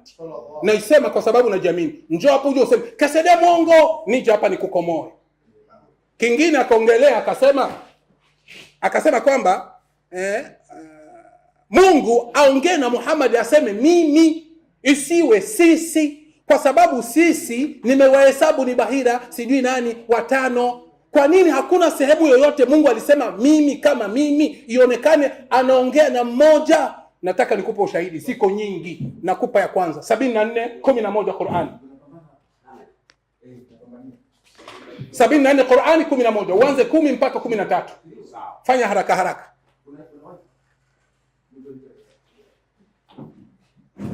Twende haraka. 74 10 13 Qur'an. Sawa. 74 10 13 Qur'ani inasema. Sikiliza hapo. Mungu mwenyewe anasema mimi. Ndio. 10 13 Qur'ani inasema. Kwa makafiri haitakuwa nyepesi. Kwa makafiri haitakuwa kwepesi. Niache mimi. Rudia tena. Niache mimi. Rudia tena. Niache mimi. Muhammad anaambiwa niache mimi. Twende kazi. Na niliyemuumba peke yangu. Unaona, we Muhammad usina wasiwasi.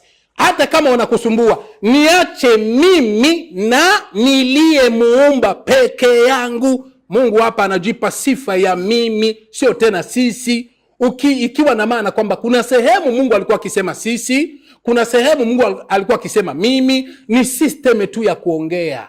Hata Biblia sehemu nyingi sana Mungu alisema sisi, sehemu nyingi sana Mungu alikuwa akiongea, anaongelea Mungu mwingine, na japo hajilengi mwingine, hamlengi mwingine, anajilenga mwenyewe. Na tumfanye mtu ni kwa wingi. Haimaanishi kwamba Mungu wanakuwa ni wawili, watatu, wanne. La, hii imekufa hiyo. Hai, unasema Muhammad kusema mimi si baba wa yoyote. Hakukusudia baba wa kuzaa, amekusudia baba wa kiimani. Hiyo tumemaliza. Alisema kwenye Biblia 7:15 ambako waliposema manabii, haikuhusu eti nikakata. Soma sasa ile pale pale uendelee. Unasema sio Wakristo tu. Kwanza mimi nampa pongezi. Amekubali kwamba ni Wakristo, lakini si Wakristo peke yao, lakini hata na Muhammad kaongeza. Kama umekubali Wakristo ndio manabii wa uongo, mada imekwisha. Kama tu unakubali hilo, mada imekwisha. Wao ukipachika sasa kuwa ni Muhammad, hakuna ushahidi. Ndacha kaa chini usomeshwe mahoja ambako unakuwa unakamata kwa wengine, walimu waliokutangulia, usi unawaletea Waislamu. Na kitu kingine, kwa unatia mada mpya kila siku. Mada Muhammad alitumwa na nani, Muhammad alitumwa na nani? Wewe una mada unatuchosha. Soma hiyo. Walimu wa uongo ambao kwa nje wanaonekana wenye haki, bali kwa ndani ni mbwa mwitu wakali kabisa. Kuna nyakati nyingine wanaweza kutambuliwa kwa matunda yao. Mtawatambua kwa matunda yao. Twende kazi. Tunda la walimu wa uongo, tunda la walimu wa uongo litakuwa kudhihirika kwa tabia mbaya. Unaona, kudhihirika kwa tabia mbaya. Hao wenye tabia mbaya ambao ni manabii wa uongo ni kina nani? Twende kazi. Katika maisha ya wafuasi wao, katika maisha watavyo, ndo watakuwa ni Wakristo. Ya kwanza hiyo, watakuwa ni Wakristo. Teremka, labda tutapata na Muhammad. Wanaokiri ambao utifu wao ni zaidi kwa watu mashuhuri kuliko neno la Mungu. Unaona, ni wale ambao wanajipiga kifua, sisi ndio tunajua, sisi ndio hivi kadha wa kadha, sisi ndio tuna bwana. Ndio hao akina Ndacha. Kwa mtandao mnapomsikia anajivuna na hali ya kuwa hajui. Twende kazi. Wanaabudu viumbe kuliko muumbaji. Unaona, wanaabudu viumbe kuliko muumbaji. Kama Ndacha anamuumba, anamwabudu Yesu kiumbe, lakini anamwabudu. Twende kazi. Watajishughulisha zaidi na mambo yao wenyewe kuliko yanayompa Mungu utukufu na heshima. Ndio maana ukimwona pasta yeyote duniani anajifanya kujishughulisha na maneno ya Mungu, ni maneno tu, bali ndani ya nafsi yake anajishughulisha na dunia. Wenye kujishughulisha na Mungu peke yake kwa mapenzi na huruma na kukubali kuteseka kwa ajili ya Mwenyezi Mungu ni Waislamu tu, si Wakristo. Wakristo wako kwenye dunia, hawako kwenye akhera. Malizia. Itikadi yao italenga kwenye ubinafsi kuliko kwa Mungu. Bas, mnapenda ubinafsi.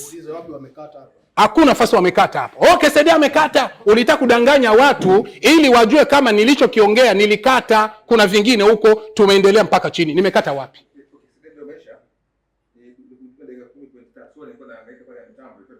Basi nilitaka tu nimwambie rafiki yangu hapa asisemi kwamba nimekata. Imeendelea. Wakristo wote ni manabii wa uongo. Asante.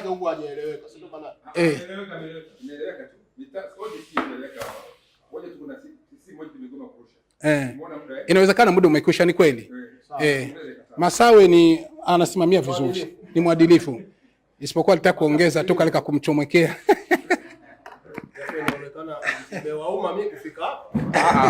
Yaani tuumie kwa ajili yako. Sasa mapenzi, ngoja turekebishe kidogo mambo fulani. Alafu tutoka hapo tunaingia sasa kwenye muda wa maswali na majibu. Na swali litaanza kuulizwa na kwa Kisede. Utaanza kuuliza swali. Mama utatuuliza sisi. Haya.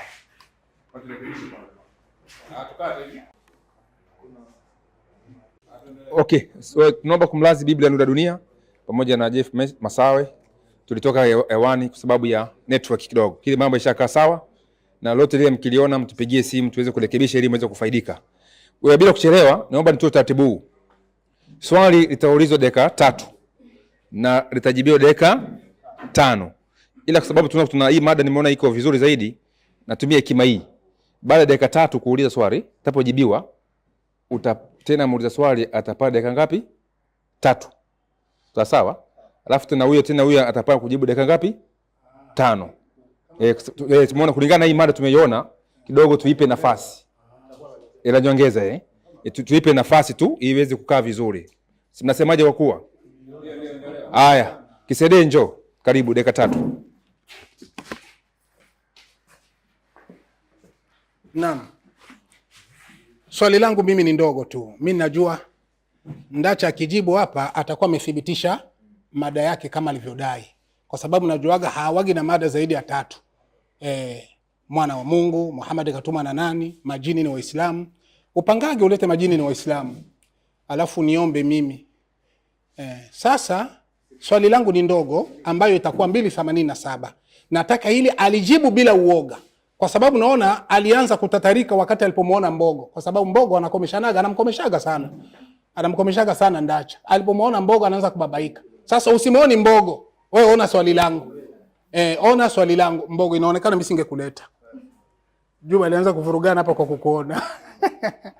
287 Qur'ani. 287 Qur'ani inasema. Swali langu ndio hilo. Kwanza tumepata bwana Mtume Muhammadi ni mtume wa Mwenyezi Mungu, na kile alichokuwa nacho shaka tumekitoa. Kama utapinga mwenyewe, pinga kwa hoja zako ambazo hazina kichwa, hazina miguu, lakini uthibitisho bayana. Watazamaji wanaona na wanasikia.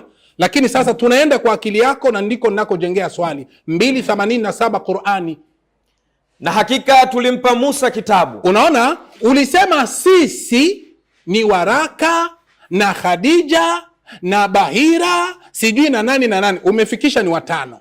Sasa ile sisi bado inaendelea. Tulifanya nini? Na hakika tulimpa Musa kitabu. Wale sisi wale tulimpa Musa kitabu. Manake ni Waraka na wengineo kama alivyokuwa nasema. Tulimpa Musa kitabu. Twende kazi. Na tukawafuatisha mitume wengine baada yake. Twende kazi. Na tukampa Isa mwana wa Maryam hoja zilizo wazi wazi. Bas, inatosha.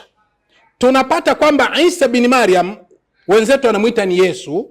Huyo ametumiwa sisi, kwamba sisi tulimtuma Yesu, tulimpa hoja. Swali linakuja, je, kuanzia Musa na manabii wengine mpaka na Yesu, wale sisi ndio waliwatuma? Swali, Waraka na Khadija ndio waliomtuma Yesu, ndio waliomtuma Musa? Sigusi Yesu tu, nagusa manabii wote wanaotajwa hapo, iwe ni Musa, Yesu, manabii wote mpaka Yesu, mpaka Isa.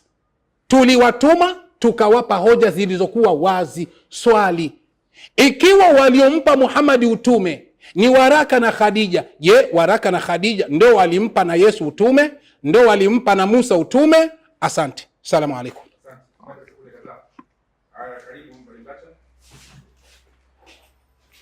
Kwanza ni masikitiko makubwa, kwa sababu kitu ya kwanza KCD amemalizika, ameisha, kwa sababu hata swali lake ameulizia nje ya Mtume Muhammad, nje ya mada. Sasa ameenda kuuliza habari ya Musa, ameenda kuuliza habari ya Yesu. Nikana kwamba tunaogelea Yesu ama tunaogelea Musa. Hapa tunaogelea Muhammad, hatuogelei Yesu wala Musa. Lakini kwa sababu kidogo nimeona ya kwamba uwezi ukakaa kwenye mada, alafu anasema omba mada nyingine. Sasa naomba mada nyingine na hii peke yake inakushinda. Sasa unataka nikupe mada nyingine na hii uwezi? Tena unadhani ya kwamba mimi tuko katika competition tunashindana? Mimi nataka nikuhubirie kwanza ujue Muhammad si mtume wa Mungu. Sasa nitoke niende kwa mada nyingine na hujatoka kwa hiyo. Sasa unatoa Qur'ani 2:87. Hii Qur'ani 2:87 inaongelea habari ya Musa, inaongelea habari ya Isa ama ya Yesu. Sasa Musa Qur'ani si yake. Yesu Qur'ani si yake. Wale wanaongea kwenye Qur'ani sio wale waliongea na Musa. Ndio unaona Yesu anasema, hebu fungua Yohana 17 mstari wa 3. Yesu anasema, na uzima wa milele ndio huu, wakujue wewe Mungu wa pekee wa kweli. Wakujue wewe Mungu wa pekee wa kweli na Yesu Kristo uliye mtuma. Sio tuliye mtuma, uliye mtuma. Kwa hivyo Yesu kulingana na injili yake, Yesu hajatumwa na wegi na kikundi. siku mtahitimu mtakuwa na agalau kidogo. Watu. Yaani mwezi kutulia, mtu akifundisha kitu yake mada yake wakati wa muda wake mtulie. Uone mimi nakaa nyuma yako na sikuona siongei. Nakupa tu uhuru uongee. Lakini mimi nikiongea bwana mnanipigia kelele. Sasa mtahitimu lini Waislamu? Sasa swali ambalo ameliuliza kwanza linaonyesha mada imemshinda, kwa sababu Qur'ani si ya Musa na Qur'ani si ya Yesu. Sasa wale ambao hebu Qur'ani 4:79 inasema wema uliokufikia umetoka kwa Mwenyezi Mungu na ubaya uliokufikia umetoka kwa nafsi yako mwenyewe, umefanya hata mambo yakakupata hayo, nasi tumekupeleka kwa watu kuwa mtume na Mwenyezi Mungu ni shahidi. Uelewi hata Kiswahili ya kwamba hapo kuna full stop, tumekupeleka kwa watu kuwa mtume, full stop, hiyo message imeisha. Alafu na Mwenyezi Mungu ni shahidi. Wewe ni Mungu ni shahidi, si mwenye kutuma. Ndio nikakutolea waliomtuma walikuwa ni Waraka, wakiwa na Hadija, wakiwa na babu yake Abdul Mutalibu na wale mapadri. Nikakuwekea watu 5 waliomtuma Muhammad na umeshindwa kuwajibu. Alafu nikakutolea Muhammad akitoka kwa pago. Akitoka kwa pago yeye ameenda kushuhudia kwa mke wake. Mimi kutoka kwa pago nimechezewa na mashetani. Wakati alipoabiwa na bibi yake, huwezi kuchezewa na mashetani, ndiye akageuza baadaye. Akasema nimesikia sijui malaika akiongea biguni. Kwa hivyo kitu cha kwanza, Muhammad hakuna mahali ametumwa na Mungu. Na wale ambao mnafuatilia mada ya leo, nyinyi ni mashahidi ya kwamba KCD imemshinda 9-0. Kwa sababu hata hawezi akakaa kwenye mada. Sasa anakuja ananiambia, nimetoa hoja nikasema, ametoa andiko ya kwamba Muhammad si baba yoyote. Akasema hapana, si baba wa kimwili, ni baba wa kimani. Imeandikwa wapi? Si ni maneno umetoa kwa akili yako. Sasa tutasoma akili yako. Hakuna mahali hapo andiko limesema hivi, si baba yoyote. Si baba yoyote. Kwa hivyo ukisema si baba yoyote, hao watoto wake wataita nani baba? Sasa nimejibu swali lako ya kwamba mada si Yesu hapa, mada si Musa hapa, mada ni Muhammad hapa, na Muhammad anasema kulingana na waliomtuma ni Waraka, Hadija na mapadre na makuhani. Kama wewe kidume, pita huko. Unapita kado nini? Si upite. Sasa wewe unajipiga kifua na hoja zimekushinda. Sasa hapo katika Al-Haki Al-Maktum nimekutolea hapa baadaye dakika 15. Nikakwambia hivi, wapi Musa alitokewa na namusi? Wapi Yesu alitokewa na namusi? Umeguza. Wewe unakuja na majigambo, unakuja na kujipiga kifua wakati hoja zimekulemea. Kwa hivyo swali yako mimi nimekujibu ya kwamba waliomtuma Muhammad ni hao 5 ambaye nimewatoa hapo, na kutoka hapo Muhammad sio mtume wa Mungu bali ni mtume wa Hadija, ni mtume wa Waraka, ni mtume wa makuhani, ni mtume wa mapadre, na pamoja na babu yake anaitwa Abdul Mutalibu aliyempa utume akiwa na siku 7, akiwa na siku 8. Lakini kutoka hapo Muhammad akaanza kujitangaza, mimi ni mtume wa Mungu, mimi ni mtume wa Mungu. Hata saa hii hapa Tanzania kuna mitume ambaye hawajatumwa na Mungu, lakini wanadai wametumwa na Mungu, kumbe hawajatumwa.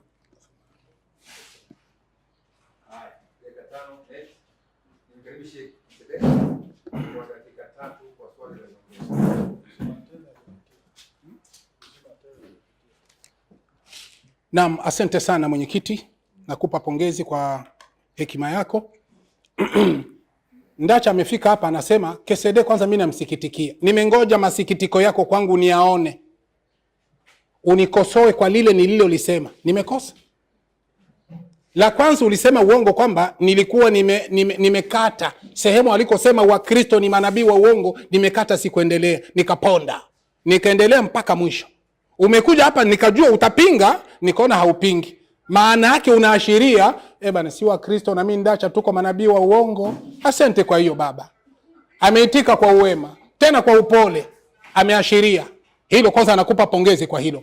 La pili anasema kwamba hii swali ninaloliuliza ni swali linakwenda nje ya mada, kwa sababu inamtaja Musa, inamtaja Yesu. Mada yetu haiko Musa, haiko Yesu. Swali, mada yetu ni Waraka? Mada yetu ni Khadija? Mbona ulimtoa Waraka? Mbona ulimtoa Khadija? Na si mada yetu. Sio kama unaishiwa, unashindwa kujibu mada, unasema iko nje ya mada. Wewe ulisema hivi, 4:79. Gisi mimi nimeikomesha leo. Sidhani kama utaombaga tena mjadala kwa hii mada utoi andiko. Iko saa leo tumeikomesha, utaongezeka kuitoa. Kwa namna ninavyokufinya, sidhani kama Ndacha ataitoaga tena. Wewe ulisema hivi, 4:79 inasema sisi tumekutuma na Mungu ni shahidi. Wewe ukasema hawa sisi ni uwingi, sio Mungu mmoja, ni uwingi. Ikiwa na maana ni waraka na waraka na nani? Na Khadija. Mimi nikanukuu. Kumbe ule uwingi ndani ya Qur'ani ni waraka na Khadija. Si ndio maana yake hiyo? Sasa huyu uwingi huyu unaongelea hata kwa Yesu humo ndani ya Qur'ani, si kwenda kwenye Biblia.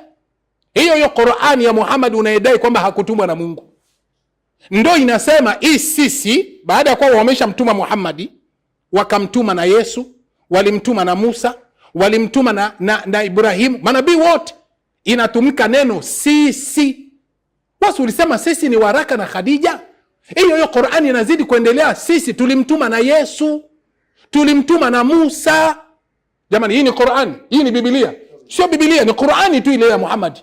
Ndio nikakuuliza, hawa sisi waliomtuma Yesu wakamtuma Musa ni Khadija na waraka?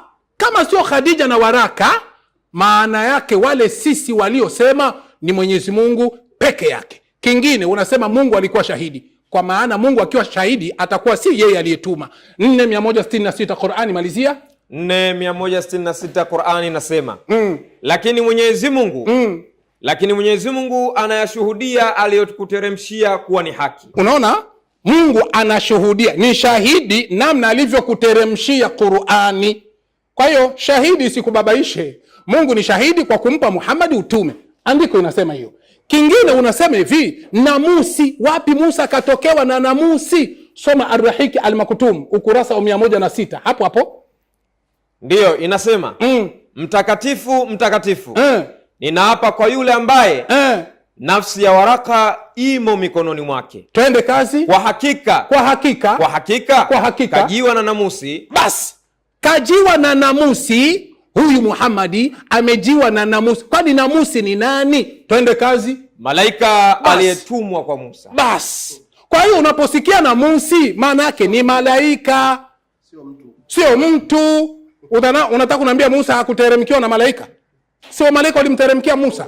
Kaa kimya ndugu yangu, hapana kuwa nasumbua watu, elimu huna.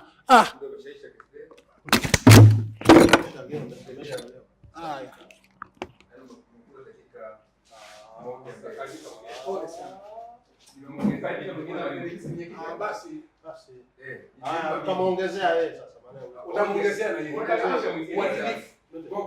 Naomba hizo mwenyekiti. Wacha mwalimu alalamike kwa kabisa wewe. Sasa sema muongezee basi kama wao. Hoja si kumuongezea, hata sasa kumuongezea basi mwingine. Mwalimu zinaisha. Haya, kwanza kitu cha kwanza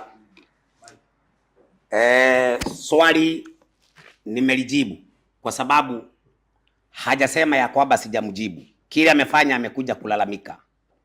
Kwa sababu hiyo ndio tabia yake. Sababu nimejibu hivi ya kwamba waliomtokea Muhammad wakamtuma ndio hao kwenye Qur'ani wanaongea. Kwa Musa hawaongei hivyo. Kwa Yesu hawaongei hivyo, na nikatoa aya. Yohana 17:3 inasema uzima wa milele ndio huu, wakujue wewe Mungu wa pekee wa kweli na Yesu Kristo uliye mtuma. Lakini kwa Muhammad tulikutuma. Lakini Yesu anasema aliyekutuma ni mmoja. Kwa Musa walituma.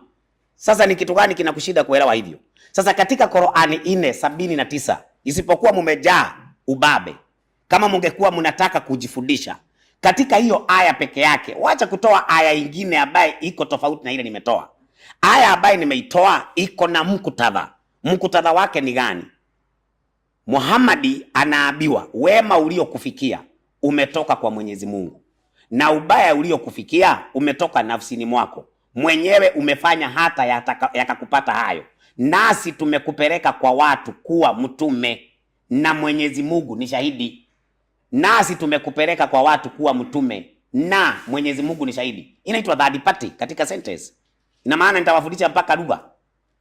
Wewe ukisema kwamba nimekutuma, na masawe ni shahidi. Ni mimi ndio masawe? Sasa andiko yasema nasi tumekupeleka kwa watu kuwa mtume na Mwenyezi Mungu ni shahidi. Sasa mimi nikakwambia waliomtuma Muhammad Mungu akiwa shahidi nimekutolea. Sasa wewe unakuja unasema ati mada ni waraka. Kwani kuna mahali wewe umesema Musa alimtuma Muhammad?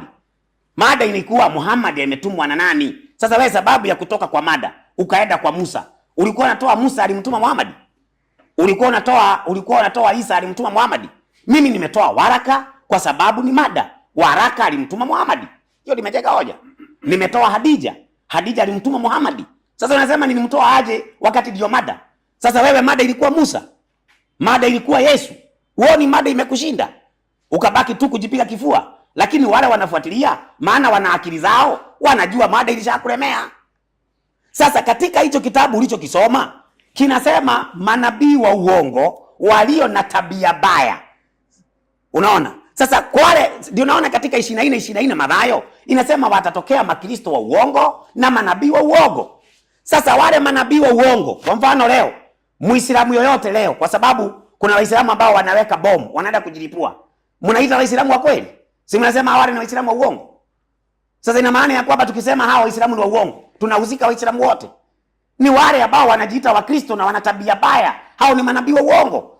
Sasa Yesu anasema wafuasi wake katika 9:41, wafuasi wake wanaitwa Wakristo. Kwa hivyo hao wanafunzi wa Yesu walikuwa ni manabii wa uongo. Qur'ani 5:47 katika hii baruani hii, usome kwa wakati wako, inasema wafuasi wa Yesu, Wakristo. Sasa wafuasi wa Yesu walikuwa manabii wa uongo. Mbona mnataka tu ushabiki? Si ukae kwa mada, nikufunze brother. Kama ni kikombe chukua, nimekupa. Lakini kama ni elimu nitakupa. Muhammad alipotoka kwa pango, msomaji, nisaidie kile kitabu ambaye hajakiguza hiki kinaitwa Upanga Mkali. Wanasema walimtafuta Muhammad. Muhammad kutoka kwa pango anakuja anasema nilijiwa na muhitaji wa majini. Hiki kitabu kinanunuliwa katika duka za Uislamu, ambacho kinasema nilijiwa na muhitaji wa majini. Sasa tuambieni, huyu malaika Gabrieli ama malaika Jibrili ambaye mnamuongelea leo, huyu mtuambieni ndiye muhitaji wa majini ambaye Muhammad walikuwa naye kwa pango. Mbona hii amguzi? Na hapo ndio hoja, ndio kichwa, hapo ndio msingi wa mada yangu.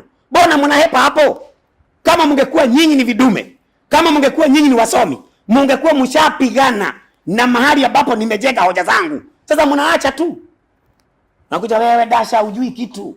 Wewe Dasha, wewe hamna kitu. Lakini wale wanasikiliza, wanasikia hoja zangu, hamjajibu. Wanasikia hoja zangu, hamjanijibu. Sasa katika kitabu cha Yeremia 14:14 nilikuwa nimejengea hoja. Wale ambao hawajatumwa na Mungu bado wanakuja wakidai wametumwa na Mungu. Hata hapa Tanzania kuna watu ambao wanadai ni manabii wa Mungu na Mungu hajawatuma. Ukienda kuwauliza watasema si wa Mungu, si watasema ni wa Mungu. Lakini kile kitafanya tujue si wa Mungu ni kuwa Mungu hajawatuma. Hiyo ndio maana. Kwa hivyo swali lako nimekujibu, na kwa kweli nimekujibu ya kwamba Muhammad alitumwa na waraka, akatumwa na Hadija, akatumwa na babu yake, na akatumwa na makuhani waliokuwa wanakaa Warabuni. Muhammad sio nabii wa Mungu abadan.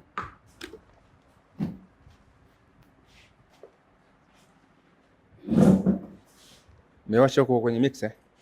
Okay, upande huo tumeshamaliza. Katika upande huu ningeomba simulizi usiingilie kiti, wewe chukua nini? Kusema pandisha, acha mimi nikiongea na walimu, wewe nyamaza kimya. Sawa sawa mtu yoyote yule. Sasa ni upande wa Kristo kuuliza swali. Dakika 3 litaulizwa, na upande wa Uislamu utajibu dakika 5. Itenda kama vile ambayo nilikuwa nimeelekeza mara ya kwanza. Dakika 5. Karibu mtumishi. Dakika zenu msitumie vizuri. Dakika msiache, macha dakika nyingi. Sasa nataka niulize swali. Na swali ambalo ninalouliza nataka nijibiwe kama ninavyouliza swali langu. Na swali langu sitaenda nje ya kile ambacho nimekifundisha. Ninauliza swali kwa kile ambacho nimekifundisha. Naomba tusome Qur'ani 4:79. Hapo ndipo naulizia swali. Hapo ndipo naulizia swali. Naomba tuisome.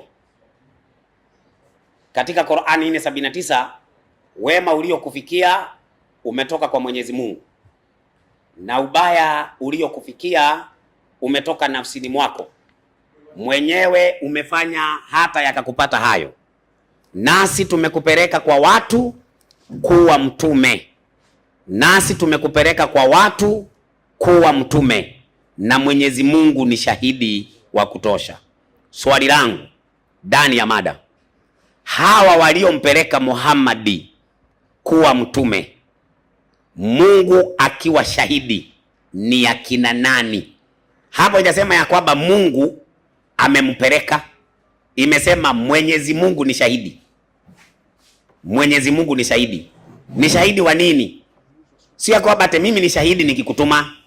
Andiko linasema Mwenyezi Mungu ni shahidi wakimpeleka kuwa mtume, nasi tumekupeleka kuwa mtume, tumekupeleka kuwa mtume, na Mwenyezi Mungu ni shahidi. Ni shahidi. Hawa waliomtuma Muhammadi, Mungu akiwa shahidi, ni akina nani? Hapo ndipo swali langu linaulizia. Sasa tunaenda katika kitabu kinaitwa, nisaidie haraka na Maktum 104. Si unaona hata hajiwezi. Mtu analukaruka kama anaumwa.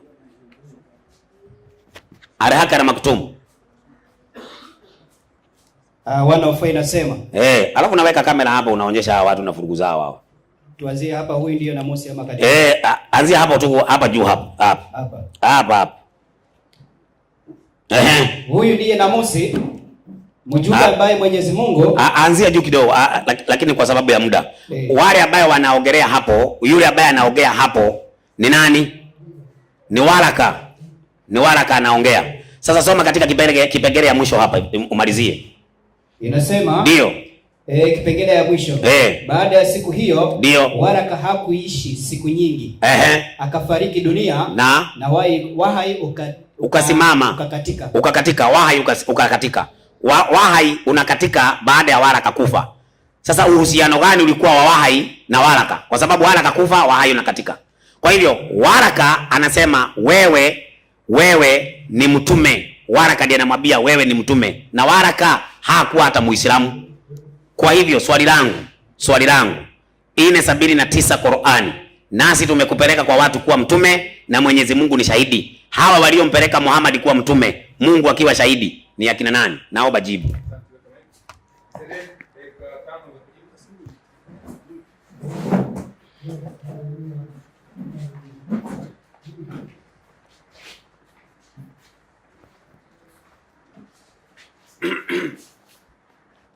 Asante sana mwenyekiti kwa hekima yako. Jambo la kwanza kabla sijaingia kwenye swali lake, amerudilia kwamba andiko iliposema kwamba manabii ni wa uongo ni wa Kristo. Amesema si wote. Andiko la kusema si wote hakuna.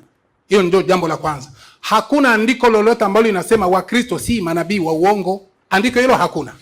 Pale umeongeza wewe. Lakini kitabu kilisema wa Kristo ni manabii wa uongo. Baadaye wewe utakuja hapo uniulize wapi na wewe anaandika wote. Nitakupa andiko. Si unaona wewe unasema mbona mimi sisemi? Lakini mimi sikukatazi kwa sababu mnasaidiana.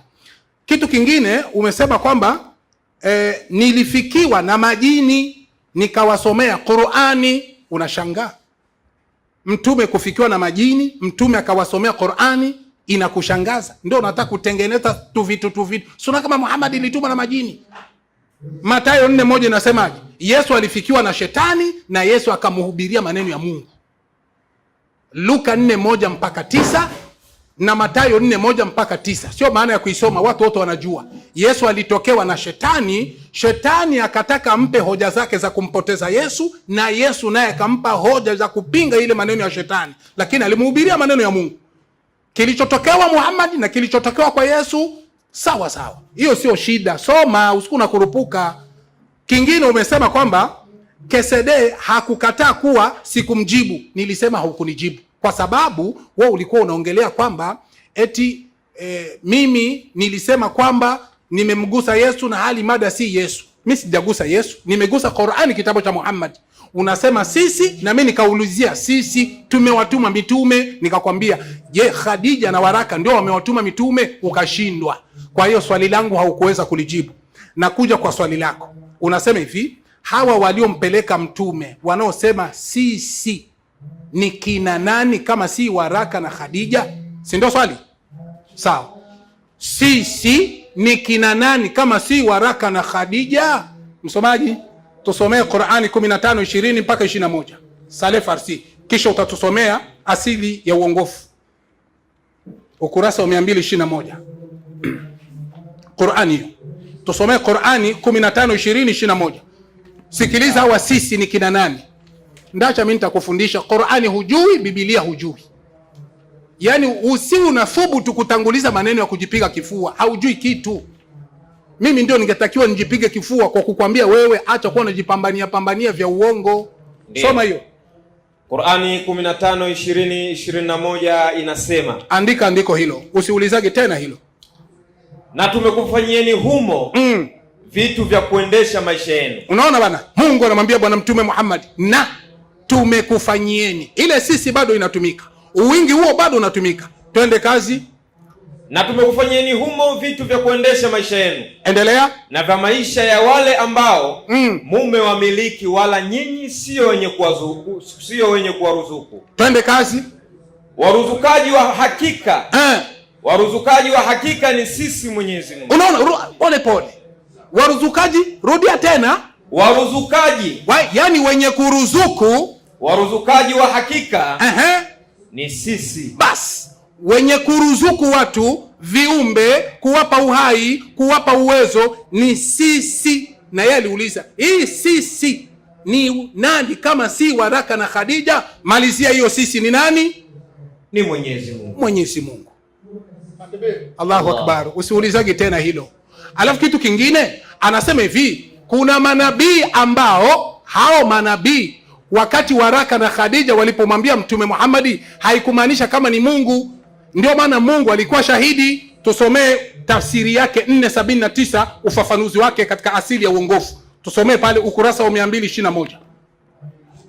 Ndio inasema ikamaliza aya kusema nasi tumekutuma ewe Nabii Muhammad, nasi tumekutuma ewe Nabii Muhammad kwa watu.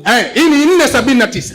Naam, tumekutuma kwa watu wote tupe mataifa yote, maana yake ya ulimwenguni, wafalme wao na raia zao. Yani tumekutuma kwa watu wote ulimwenguni na wafalme wao, tumekutuma we Muhammad. Hiyo sisi hiyo. Twende kazi. Weupe wao na weusi wao. Ndio kuwa mtume wetu, mtume wetu ili ufikishe ujumbe wetu kwa watu. Malizia. Na Mwenyezi Mungu ni shahidi wa kutosha. Malizia. Kwamba wewe Nabii Muhammad ni mtume wake. Bas. Allahu Akbar. Wa Muhammad ni mtume wa Mwenyezi Mungu. Kwa hiyo Mungu ni shahidi kwa kukutuma. Kwa hiyo ile sisi ni Mwenyezi Mungu peke yake.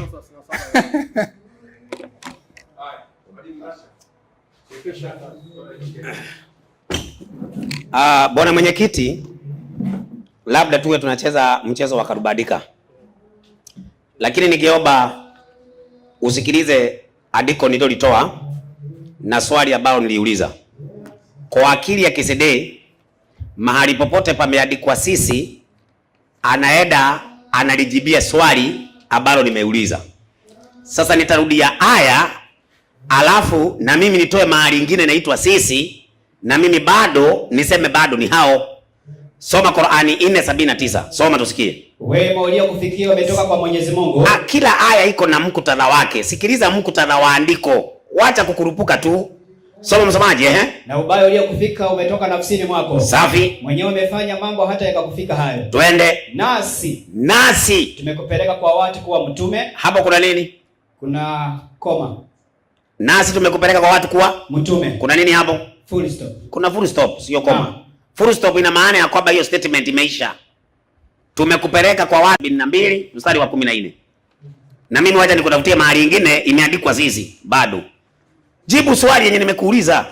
Qur'ani tumeisoma kuanzia mwanzo mpaka mwisho. Tunajua muuna jibu. Soma msomaji. 72 suratul Jin.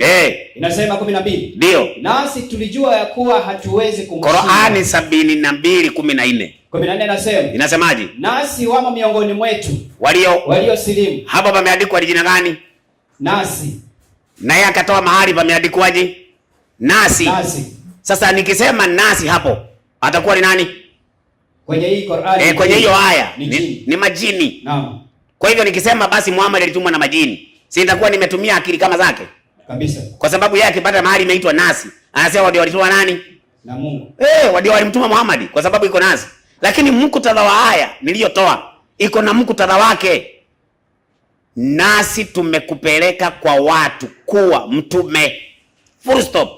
Na Mwenyezi Mungu ni shahidi. Mwenyezi Mungu ni mwingine na waliomtuma ni mwingine. Kama andiko hiyo lingekuwa nasi Mwenyezi Mungu amesema nasi tumekutuma, nasi Mwenyezi Mungu ndio shahidi, ingekuwa angalau.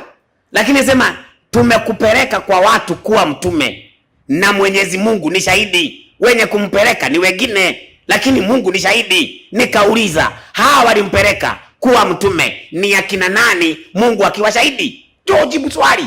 Kisede, wacha kujipiga kifua brother. Jo, jibu swali langu. Waliomtuma Muhammad, Mungu akiwa shahidi, ni akina nani? Hata kama ni kuogelea sisi Mwenyezi Mungu naweza kukuongeza kingine. Hebu saidie Qur'ani 18:65. Dakika imeisha. Haya.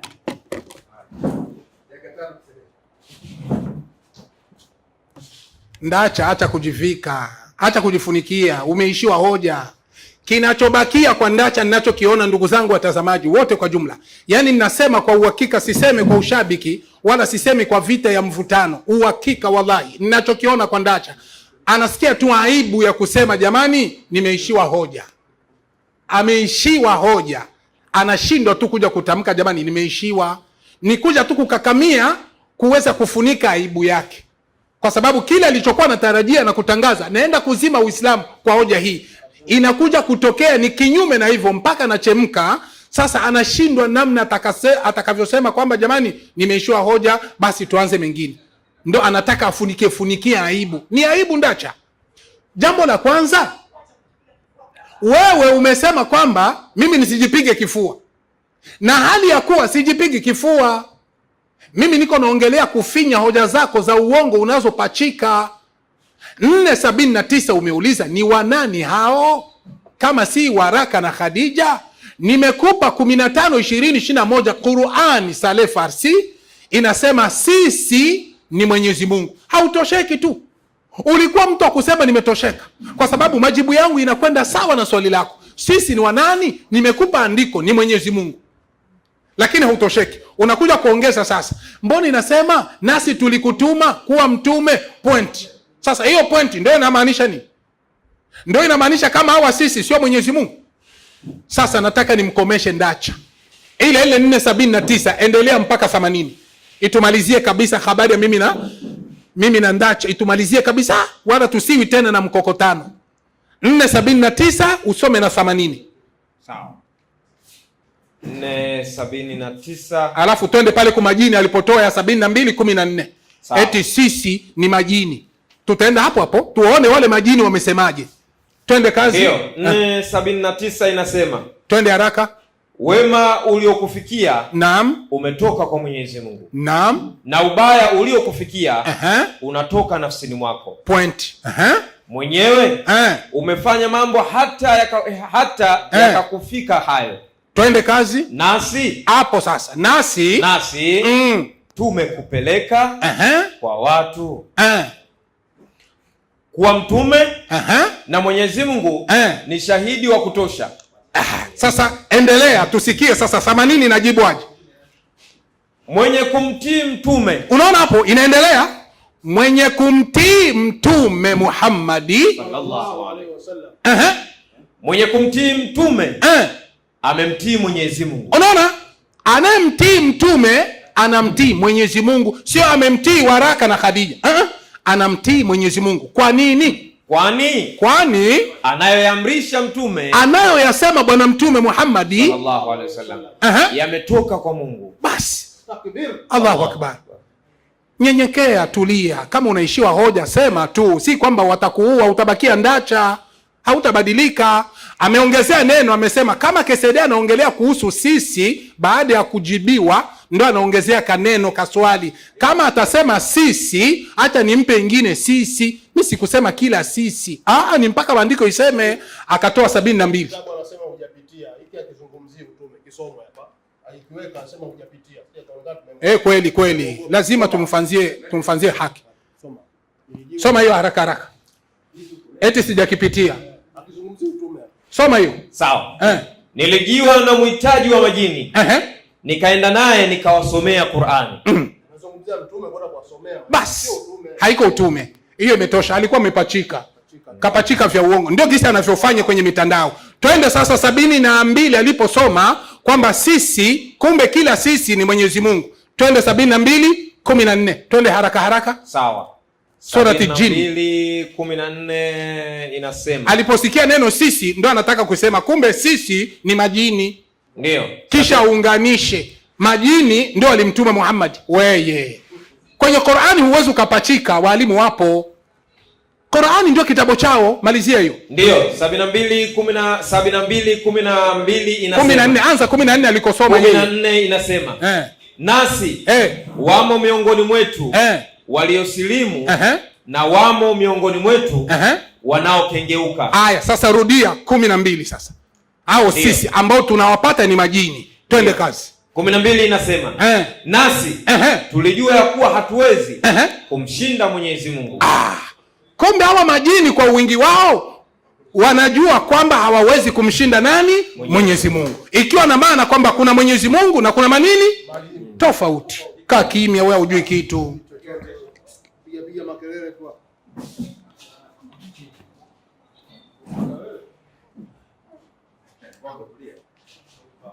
Wewe subiri tu nao pande baadaye ukutana na Berishiriwa akunyooshe vizuri. Sasa ule upande wote wa majibizano umekamilika katika dakika 20, dakika 10 na maswali kwa pande zote. Nikifikiria naona kama muda unatosha, tupandishe mada ya pili. Au sio? Nafikiri imeeleweka, tumwache msikilizaji achuje. Ngoja niangalie mada ya pili hapa, niziwekee time.